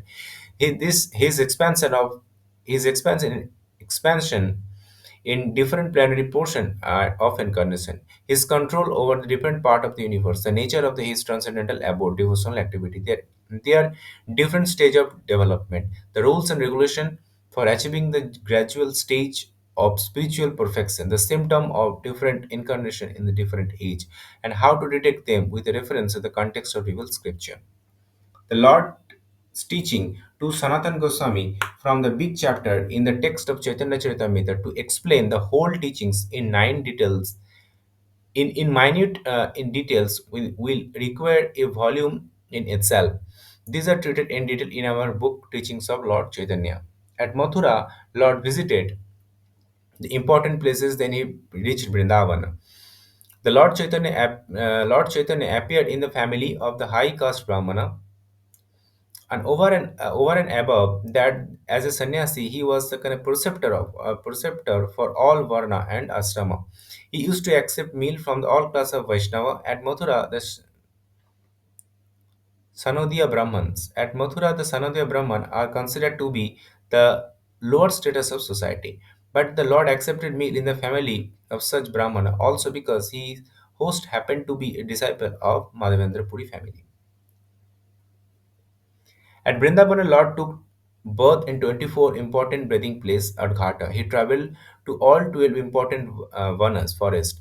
In this forest, all the cow and bird welcomed him, as if he were were their very old friend. The Lord also began to embrace all the tree of those forests. By doing so, he felt the symptom of transcendental ecstasy. Sometimes he felt unconscious, but he was made to regain consciousness by the chanting of the holy name Krishna. The transcendental symptom that was visible on the body of the Lord during his travel within the forest of Vrindavan were all unique and inexplicable, and we have just given a synopsis only. Some of important places were visited by the Lord in Vrindavan were Kamavan, Adiswara, Pavaneswara, Khadirvana, Sesai, Khela Tirtha, Bhandirvana, Bhandirvana, Bhadravana, Srivana, Lauhavana, Mahavana, Gokula, Kaliyadara,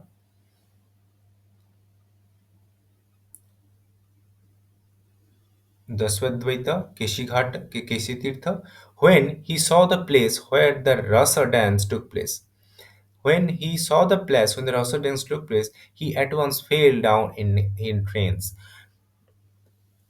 As long as he remained at Brindavana, he made his headquarters at Akrur Ghat.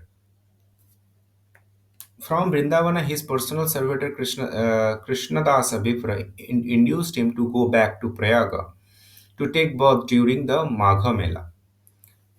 The Lord acceded to his proposal and started to Prayaga. On the way, they met with some Pathans, amongst whom there was a learned Maulana. The Lord had some talk with the Maulana and his companion, and Lord convinced the Maulana that the Quran also there are description of Bhagavad Dharma and Krishna. All the Pathans are converted to his cult of devotional service. When he returned to Prayaga, Srila Rupa Goswami and his youngest brother met him near Bindu Madhava temple. Younger brother. When he returned to Prayaga, Srila Rupa Goswami and youngest brother met him near Bindu Madhava temple. The Lord, the time the Lord was welcomed by the people Prayaga more respectfully. The Vallabh Bhatta, who reside on the other bank of Prayaga in the village of Adalia, was to receive him at his place. But while going there, the Lord jumped in the river Yamuna. With in great difficulty, he was picked up in an unconscious state. Finally, he visited headquarters of Vallabhatta.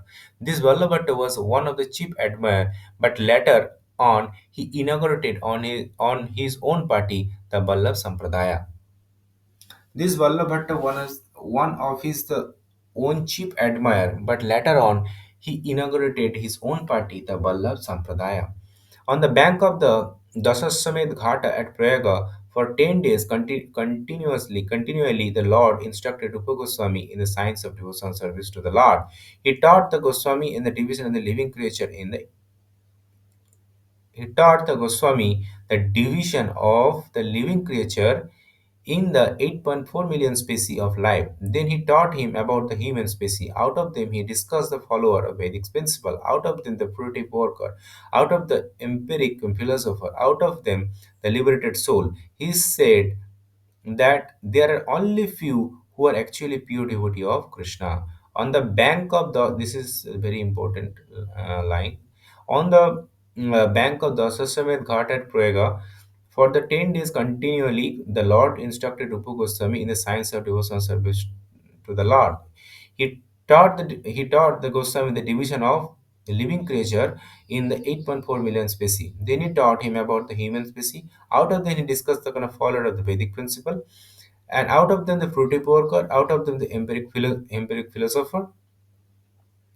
Out of them, of the liberated soul. And he said, there are only few who are actually pure devotee of Lord Sri Krishna. The Rupa Goswami was the younger brother of Sanatan Goswami, and when he retired from the service, he brought with him two boat full of gold coin. This means he brought with him some hundred of thousand of rupee accumulated by the labor of his service. And before he leaving home for Lord Chaitanya Mahaprabhu, he divided the wealth as follows: 50% to the service of the Lord and his devotee, 25% relative, and 25% the personal need in case of emergency. In that way, he set example for all the householder. The Lord taught the Goswami about the devotional service, comparing it to the creeper, and advised him to protect the Bhakti creeper most carefully against the mad elephant offense against the pure devotee. In addition, the creeper has to be protected from the desire of the sense enjoyment, monastic liberation, and perfection of the Hatha Yoga system. There are all decremental on the path of devotional service. Similarly, violence against living being and desire of worldly gain, worldly reception, and worldly fame are all the discriminal to the process of bhakti or Bhagavad Dharma. Pure devotional service must be free from all desire for sense gratification, fruitive aspiration, and culture of the monastic knowledge. One must be free from all kind of designation, and when one is thus converted to the transcendental purity, one can then serve the Lord by the purified senses. As long as there is a desire to enjoy sensually or to become one with the Supreme, or to process by the mystic power. To process the mystic power, there is no question about in the stage of pure devotional service. Devotional service is conducted under two categories, namely primary practice and spontaneous emotion. When one can rise to this platform, the spontaneous emotion, he can make the further process by the spiritual attachment, feeling love, and many higher stage of devotional life, for which there is no English word. We have tried to explain the science of devotional service in our book Nectar of Devotion, based on the authority of Bhakti Samit Sindhu by Srila Rupa Goswami. Transcendental devotional service has a five stage of reciprocation. Transcendental devotional service has a five stage of reciprocation. The self-realized stage, just after liberation from the material bondage, is called the Santya or neutral stage. After that, when there is a development of transcendental knowledge of the Lord, internal opulence, the devotee engage in the Dasarasa. By further development of the Dasarasa, a respectful fraternity with the Lord deploy, and above that, a feeling of friendship on equal term become manifest. Both these stages are called the Sakyaras or devotional service of friendship. Devotional service in friendship. Above this, the stage the parental affection towards the Lord, and this is called the Vatsalya stage. And above, this is a stage of conjugal love, and this stage is called the high stage of love of God. Although there is no difference in quality in any of the above stage, just last stage is a conjugal love of God is called Madhurya stage. Thus, he instructed Rupa Goswami in devotional service and deputed him to Vrindavana to excavate the lost site of transcendental pastimes of the Lord. After this, the Lord returned to Varanasi and delivered sannyasi and instructed the elder brother Rupa Goswami. We have already discussed this.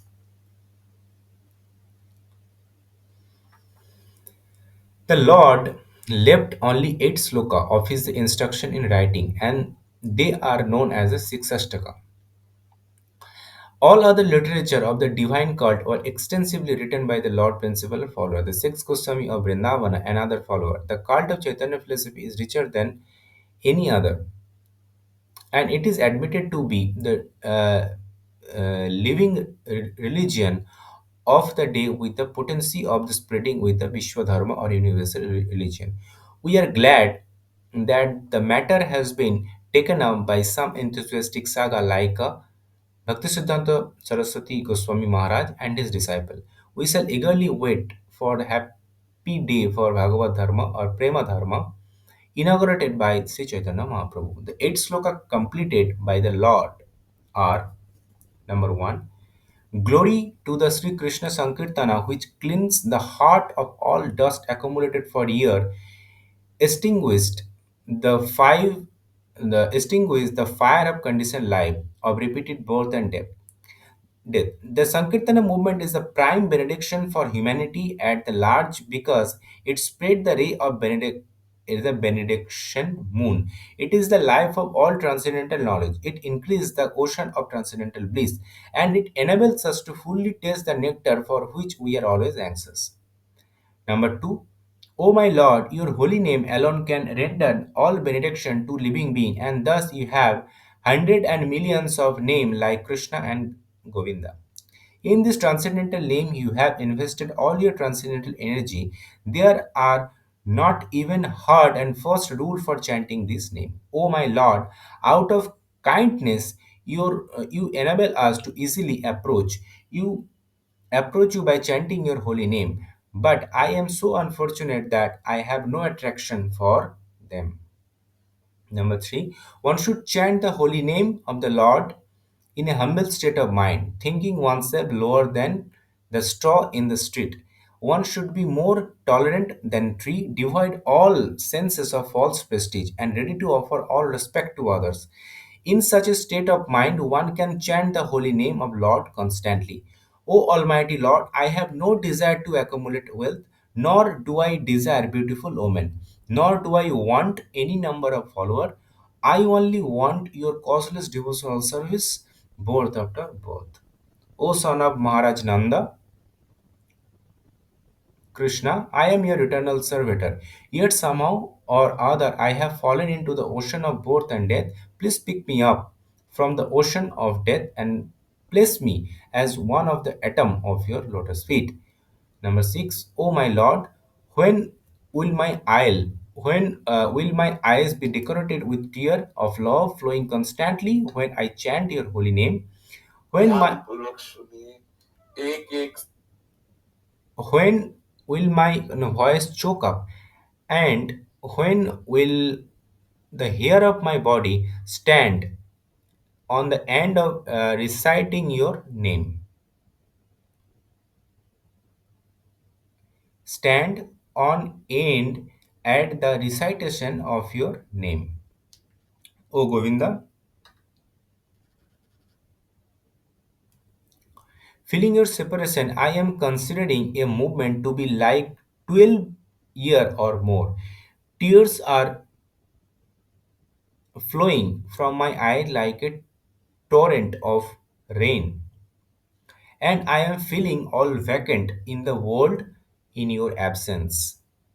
Number 8, I know no one but Krishna as my Lord, and he shall remain so even if he handle me roughly in his embrace or make me broken-hearted by not being present before me. He is completely free to do anything and everything, for he is always my worshipful Lord unconditionally.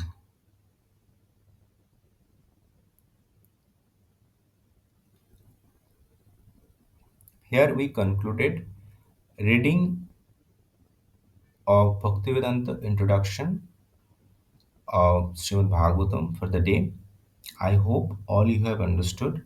Now let me jump into the insight.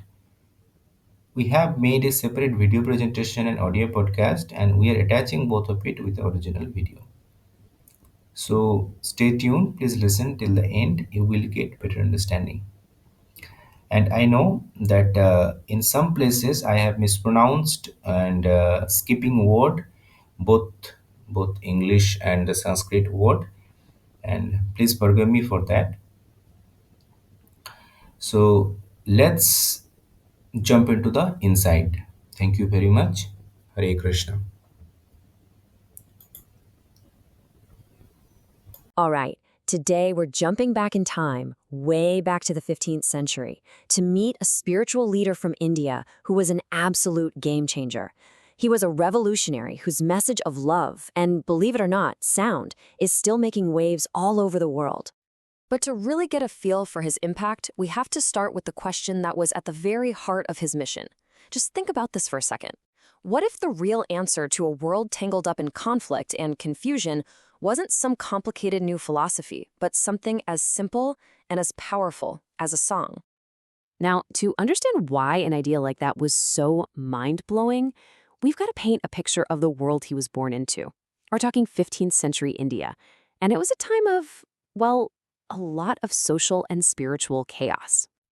And here's the real heart of the problem back then. On one side, you had a society that was just lost in materialism. Spiritual life had become this thing for elite scholars, full of these dry intellectual debates that felt completely disconnected from real people's lives. So what everyone was crying out for was a path that was simple, that came from the heart, and that was open to absolutely everyone, a way to actually feel a personal connection with the divine. Okay, and this is a really key idea. The philosophy of the day mostly talked about the absolute truth as this impersonal, kind of formless energy. But this new teaching said something totally different.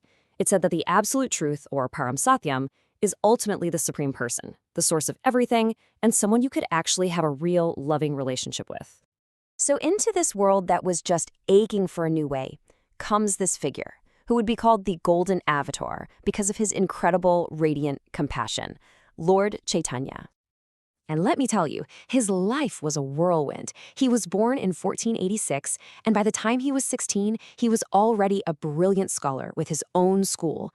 But then, at just 24, he gives it all up. He gives up his worldly life to become a wandering monk and spends the next 48 years of his life crisscrossing India, spreading this incredible new message. And get this, The way he was born is like something straight out of a story, perfectly setting the stage for his mission. He arrived during a lunar eclipse. Now, it was customary at that time for people all over India to go to sacred rivers and chant the holy names of God for purification. So he literally entered the world hearing the exact same chant he was going to spend his entire life teaching. Wow. So, what was this revolutionary method? It wasn't about complicated rituals or some secret knowledge you had to be initiated into. Nope, it was a revolution of sound. He called it Sankirtana, and it was just what it sounds like, people getting together out in the open and chanting the holy names of God. And this was just, well, it was radically inclusive. It didn't matter if you were rich or poor, a scholar or totally uneducated, what your family background was, everyone was invited. Everyone could join in. And if you want proof of how powerful this was, you have to hear the story of Jagai and Madai. These two were brothers, just notorious criminals, the worst of the worst. One of Lord Chaitanya's main followers, Nityananda, goes up to them and simply asks them to chant. So what do? They attack him, one of them hitting him so hard he starts bleeding. But instead of fighting back, Nityananda, while bleeding, just says, "I still request you to chant." And that incredible act of mercy, it just broke them. It completely shattered their anger. Their total transformation became this living, breathing symbol of the movement's power to change any heart. You see, this wasn't just about changing society. It was a full-on philosophical earthquake, and it directly challenged the entire intellectual establishment of the time. So you had the old guard, right? Their path, the Jnana path, was all about the mind. It was this intense intellectual journey to understand the absolute as some impersonal energy. And the goal was to kind of just merge into it. But Lord Caitanya championed bhakti, a practice that came from the heart. The goal wasn't to merge and disappear. It was to build a loving, personal relationship with the Supreme Person. It was a massive shift from the head to the heart. And he didn't just preach this. He took on the biggest scholars of his day. There's this famous story where he debated them. And after listening to their super complex arguments for 7 days straight, he gives this gentle but just devastating critique. He basically said, look, the meaning is right there in the text, but you're covering it up with all your complicated explanations. You're missing the simple, direct point. He was all about a straightforward, heartfelt understanding over all the intellectual gymnastics. So, what was the bottom line? It all boiled down to this. The whole point of life is to wake up that forgotten, eternal relationship we all have with the Supreme. How? Through devotional service, or bhakti. And the ultimate goal, the absolute peak of existence, is to achieve prema, pure, unconditional love of God. And he made sure this message, this ocean of love, wouldn't just disappear after he was gone. He planned for the future. See, Lord Caitanya wasn't just a magnetic personality. He was a visionary organizer. He gave his most brilliant followers, who are now known as the 6 Goswamis, a huge task: write everything down, systematize the philosophy. And they did. They produced hundreds of books, creating this incredible theological library that locked in his teachings for generations to come. And when we say his movement was universal, we mean universal. It was built on that one simple platform, chanting, that anyone, anywhere could do. The stories even say that when he traveled through the jungles, wild animals, tigers, elephants, deer, would be drawn to his chanting and peacefully join his processions. It was like the spiritual sound itself could unite all living things. Now here's something amazing. Even though he inspired an entire library of books, he himself only left behind 8 verses in writing. Just 8. But in those 8 short verses, called the Shikshashtaka, he managed to pack in the entire essence of his life's message. And this last one, this is the one that really hits home. He taught that the key to staying connected to the divine wasn't being the smartest person in the room. It was profound humility. To be more tolerant than a tree, to feel more humble than a blade of grass, and to offer respect to everyone else without wanting any for yourself. That, he said, is the state of mind where the song never stops. And it kind of leaves you wondering, doesn't it? What would a world actually built on that kind of humility, tolerance, and song really look like? Now we completed the video presentation. Let's begin with audio podcast. What if everything you thought you knew about God was, well, just a stepping stone, just the beginning of a deeper understanding? And what if there was this figure centuries ago who laid out a path to peace and love that feels surprisingly relevant today. Exactly. Today, we're taking a deep dive into the world of Lord Sri Caitanya Mahaprabhu. He was an incredible spiritual leader in 15th century India. Yeah, a fascinating figure. And we're looking at sources like The Supreme Truth, Lord Caitanya's teachings and life. It gives a great picture of his life, but also digs into his philosophy. Right. So our mission here is to pull out the key insights. We want to explore his life, as this beacon of devotion, but also understand how he challenged some conventional spiritual ideas. And see why it all still matters, why it resonates now. We'll look at this idea of the absolute truth versus just God. Big difference there. We'll get into his life story, which is pretty compelling, and unpack his teachings, especially on devotion and chanting the holy names. You might have some real aha moments, hopefully. It could change how you think about spirituality, maybe even universal harmony. Okay, let's start with that fundamental distinction the sources bring up right away. The difference between the conception of God and the conception of absolute truth. This isn't just wordplay, is it? Not at all. It's crucial. And the Srimad Bhagavatam clarifies this immediately. See, God is often thought of as a controller. Okay, like someone in charge. Exactly. Hmm. And controllers, well, they have to be personal, right? You can have control without a controller. But the absolute truth, that's presented as Parasatyam, Parasatyam. the ultimate reality, the summum bonum, the highest good, and importantly, the source of all energies, everything. Ah, so not just a controller, but the source of control itself. Precisely. Yeah. The Bhagavad Gita mentions Vigutimat Sattva. You could call them small gods or powerful controllers like Indra, Kandra, powerful beings within the universe. Right, different levels of authority. But the absolute truth, that's described as one without a second, unequaled. It sets up this hierarchy, really, with the supreme person, the Paramrivara, as the ultimate supreme controller. Everyone else gets their power from him. So it's about the ultimate source, the origin point of all power, all existence. The text even uses that government analogy, doesn't it? It does. It says, government might seem impersonal, like just a system. Like the state. Yeah. But ultimately, there's a person in charge, a chief executive, a president, a king, whatever. It points back to a person. So whenever we talk about control, there has to be a personal feature involved eventually. That makes sense. But then can this ultimate source, this absolute truth, be, well, just inert matter? Can it be impersonal? That's the key question the sources tackle.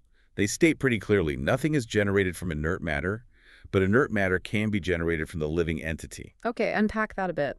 Think about your body. It's a complex machine, right? But it only works, it only functions when there's that living spark consciousness, life within it.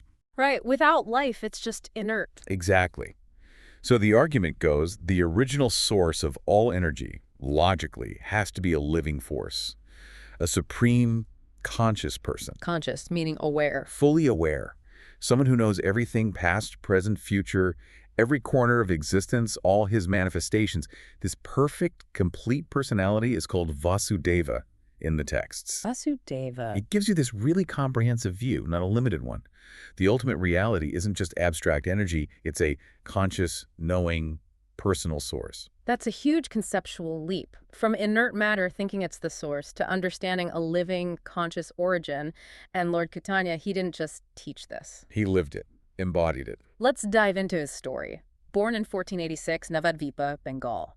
The accounts of his life are just full of these incredible, almost unbelievable incidents. Oh, absolutely. His birth itself was amazing. He was born during a lunar eclipse. Okay. And apparently at that exact moment, the whole of India was just filled with the sound of people chanting Har Kirtan, like huge spontaneous chant. Wow. Talk about foreshadowing. Right. It pointed directly to his life's mission, spreading the chanting of the holy names, especially for this current age, the age of Kali. An age known for quarrel and hypocrisy, the texts say? Exactly. And even as a baby, the stories go, he only stopped crying if the women around him started chanting the holy names. It showed the power of the names right from the start. And there are other childhood stories too, right? Like the grain ceremony. Yeah, the Annaprasana ceremony. He's 6 months old. They offer him choices, coins, symbols of material wealth on one side. And on the other. The Srimad Bhagavatam, the sacred scripture. And he chose the Bhagavatam. Clear sign of his spiritual destiny, wouldn't you say? Definitely signaling his path. Then there are other stories too, playing with the snake unharmed, apparently being kidnapped by a thief who then gets lost. Yeah, and appearing to a pilgrim as Lord Keen himself. Even his mischievousness as a boy, teasing scholars or girls bathing in the Ganges, often had a subtle teaching embedded in it. But then he becomes this towering intellectual figure, Nimai Patuta. Incredible scholar. I mean, starting his own school at 16, that's genius level. And apparently, he'd weave explanations of Kenne into grammar lessons. Huh. That's dedication. And then the big debate. Keshava Kashmiri, this really famous, undefeated scholar from Kashmir, comes to town. The showdown. Kind of. Keshava Kashmiri composes this elaborate poem praising the Ganges right there on the spot. And Nimai Pachita, just 16, listens. Fan. And he points out sophisticated literary flaws, both rhetorical and grammatical, with pinpoint accuracy. Just dismantles it, respectfully but thoroughly. Wow. That must have stunned everyone. It did. But it wasn't just about winning an argument. The story goes that the goddess of learning, Sarasvati, appeared to Keshava Kashmiri in a dream that night and told him to surrender to Nimai. So it was a spiritual turning point prompted by this intellectual encounter. Exactly. It showed how sharp intellect, when guided by devotion, could lead to profound spiritual understanding. It wasn't just dry scholarship for Nimai. Okay, so after establishing himself as this brilliant scholar, he then pivots to his main mission. Yes, propagating the Sankirtana movement, the congregational chanting of the holy names. Hare Kat, Hare Kat, Hare Kat, Hare Rama, Hare Rama, Rama Rama, Hare. And this is where we see that element of civil disobedience the sources mentioned. It's quite remarkable, especially for 15th century India. Yeah. There was this local Muslim magistrate, the Qazi, who tried to ban the public chanting, said it was too loud, disruptive. Standard complaint, maybe? Maybe. But Lord Caitanya's response wasn't standard. He organized this massive procession. Sources say 100,000 people. 100,000 chanting through the streets. Yes, chanting, playing instruments, all peacefully marching to the Qazi's house. What happened when they got there? Well, initially the Qazi hid, probably terrified. But Lord Caitanya calmed the crowd, and then he and the Qazi actually had this long, reasoned discussion. A discussion, not just a confrontation. Apparently, yes. They discussed philosophy, the Quran, Hindu scriptures. And the Qazi was genuinely convinced by Lord Caitanya's arguments about the validity and importance of the chanting. He changed his mind. Completely. Yeah. He declared that no one should ever interfere with the Sankirtana movement again. He even put it in his will, so his descendants wouldn't hinder it either. That's incredible. It really speaks to Lord Caitanya's persuasive power and maybe the universality of the message itself. I think so. It shows his fearlessness, but also his method using reason and spiritual principle, not just force. And it ties into his whole mission, delivering the hopelessly fallen souls of Kali Yuga. Like the famous story of Jagai and Madai. Oh, that's a prime example. These two brothers, Jagai and Mata, were infamous, total debauchees, involved in pretty much every sinful activity imaginable at the time. Real troublemakers. The worst of the worst, basically. Pretty much. And Nityananda Prabhu, who was one of Lord Caitanya's closest associates, tried to approach them, asking them to chant. How did that go? Not well initially. Mata got angry and actually struck Nityananda on the head with a piece of pottery, drawing blood. Ow. What did Nityananda do? Amazingly, his first concern wasn't the injury. He just said, "Okay, you struck me, but please, just chant the name of Hari." Unbelievable compassion. And Lord Caitanya heard about this. Yes, and he was furious. He rushed to the scene, ready to invoke his ultimate weapon, the Sudarshana Chakra, to punish them. You see glimpses of his divine power there. But Nityananda intervened. He did. He reminded Lord Caitanya, "Look, your mission in this appearance is mercy. It's deliverance, not punishment. These kinds of people are exactly who you came to save." Wow. So what happened to the brothers? They were totally stunned by Nityananda's forgiveness and Lord Caitanya's presence. They fell at his feet, repented sincerely, and promised, this was key, they promised to completely give up all their sinful activities. And Lord Caitanya accepted them. Just like that. He did. Based on that sincere promise and their repentance, he embraced them. It sent a powerful message.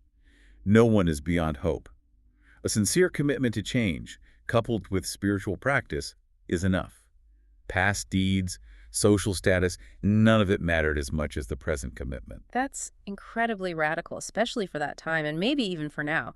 True unconditional mercy based on sincere change. It really challenged the rigid social structures and ideas about purity and contamination. So after these kinds of events establishing the movement, he then takes sannyasa, the renounced order. Yes, at age 24, which seems young, but there was a specific reason. Which was? It wasn't that he thought everyone should renounce the world in this age of Kali. In fact, he generally emphasized practicing devotion within society. But he saw that people, especially scholars and the influential, generally respected a sannyasi, a renunciant monk. Ah, so it was a strategic move. Kind of. By taking sannyasa and becoming an absolutely ideal, perfect example of one, he removed a potential obstacle. People couldn't dismiss him as just some young householder scholar. They had to listen. It opened doors for his preaching. Clever. And he traveled extensively after that. All over India, spreading the chanting, engaging in philosophical discussions, converting many people. The sources mention Saint Tukarama in Maharashtra being influenced by him. And that part about the animals. Yeah, the stories from the Charkhanda forest jungles are quite famous. It's said that when Lord Caitanya traveled through, chanting, even the wild animals, tigers, elephants, deer would join in the chanting and dance in ecstasy, forgetting their natural enmity. Wow. Whether literal or symbolic, it speaks volumes about the perceived universal power and appeal of this Sankirtana movement, doesn't it? Absolutely. It suggests a harmony that goes beyond just human interaction. So his life itself was this incredible teaching, but he also engaged in very deep philosophical discussions, right? It wasn't just emotionalism. Not at all. It was deeply rooted in Vedanta philosophy, but with a specific devotional conclusion. His interactions, especially with scholars, really highlight this. Like the encounter in Puri with Sarvabhauma Bhattacharya, you mentioned him earlier. Yes, that's a major one.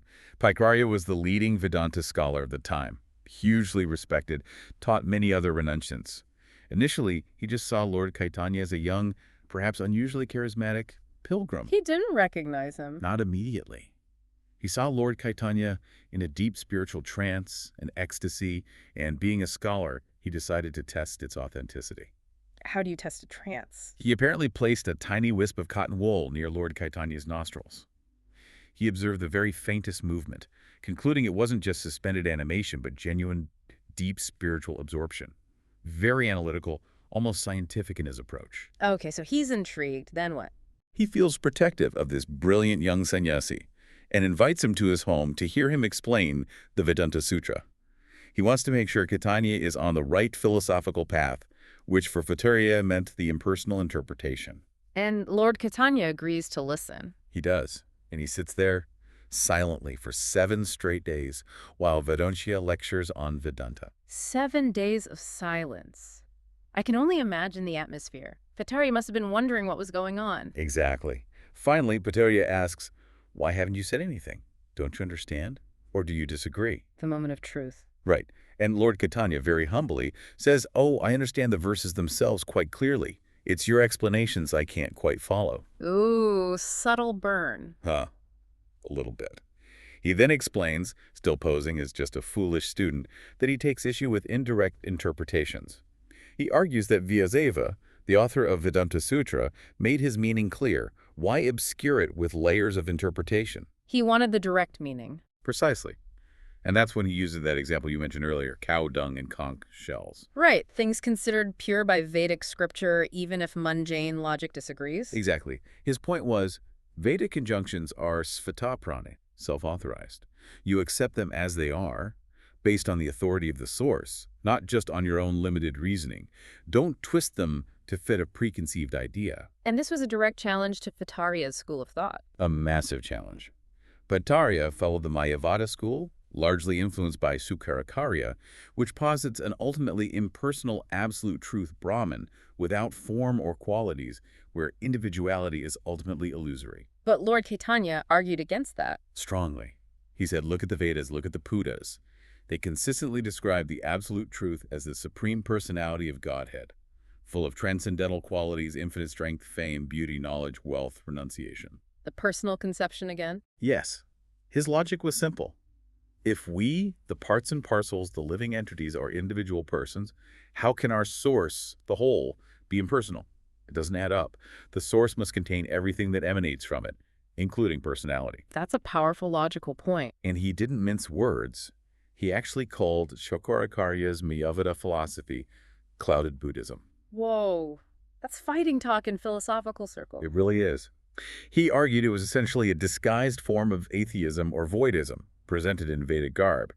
He even suggested, based on certain scriptures like the Padma Pura, that Lord Siva was specifically ordered by the Supreme Lord to propagate this impersonal philosophy in order to mislead atheistic people, to bring them back under Vedic authority, but ultimately to keep the highest personal truth hidden from them for a time. Okay, that's a very bold claim. How did Bhattacharya react to all this, being told his entire school of thought was essentially clouded Buddhism? He was utterly astonished, speechless at first.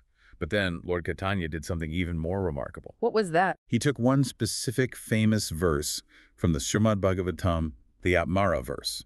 It talks about how even self-satisfied sages, those liberated from material desires, are still attracted to the pastimes of the Supreme Lord. Okay. Bhattacharya, being a great scholar, had already explained this verse in 9 different ways. Lord Caitanya then proceeded to explain the same verse in 64 entirely different ways, without ever touching on Bhattacharya's 9 explanations. 64 different valid interpretations of one verse. Apparently so.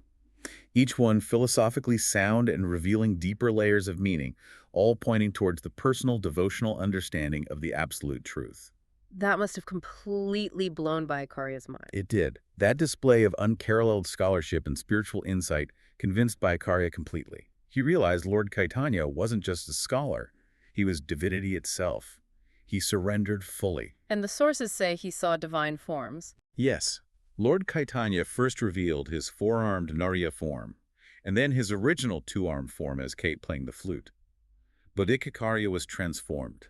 He composed 2 beautiful verses praising Lord Caitanya. What do they say, in essence? The core message was, he praised Lord Caitanya as the Supreme Lord himself, Kate, who had descended specifically to teach detachment from materialism, true knowledge, and, most importantly, devotional service, bhakti.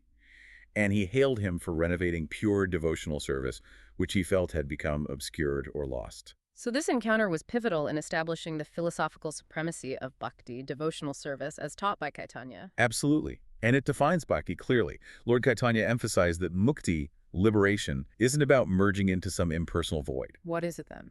It's attaining the eternal service of the Lord. It's about relationship, not dissolution. This came out strongly in his discussions with Ramananda Raya, too. Ramananda Raya. He wasn't a scholar or renunciant, was he? No, he was a high-ranking government official, technically from a lower social standing than a Brahma.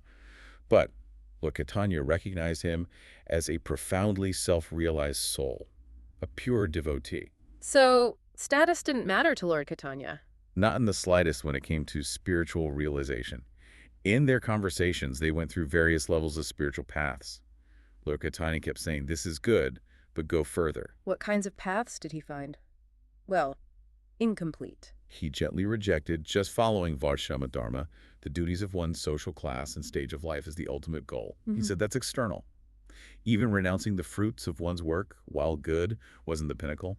Even knowledge mixed with devotion wasn't the highest. So what was the highest point, according to their discussion? It was Ramananda Raya who finally suggested it, and Lord Caitanya embraced it fully.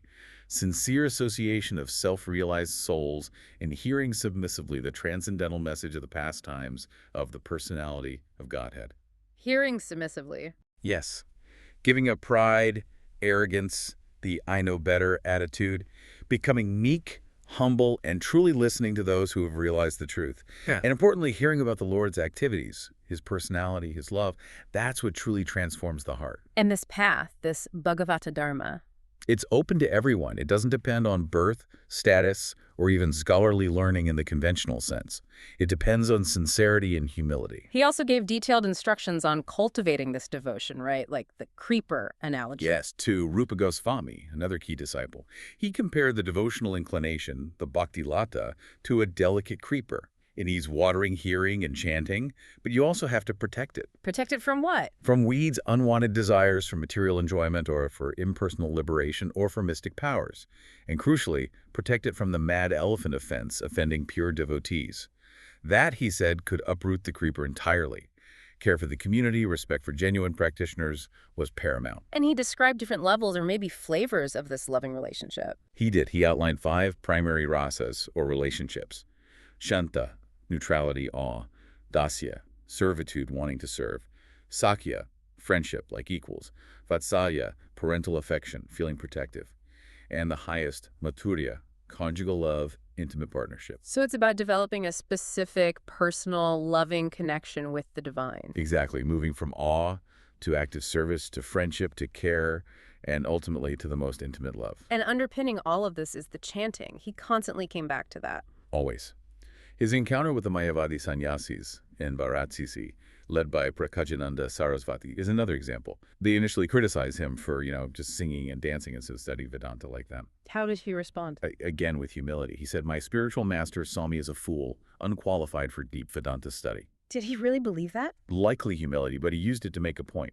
He said, "My master told me, just chant the holy name of Kani.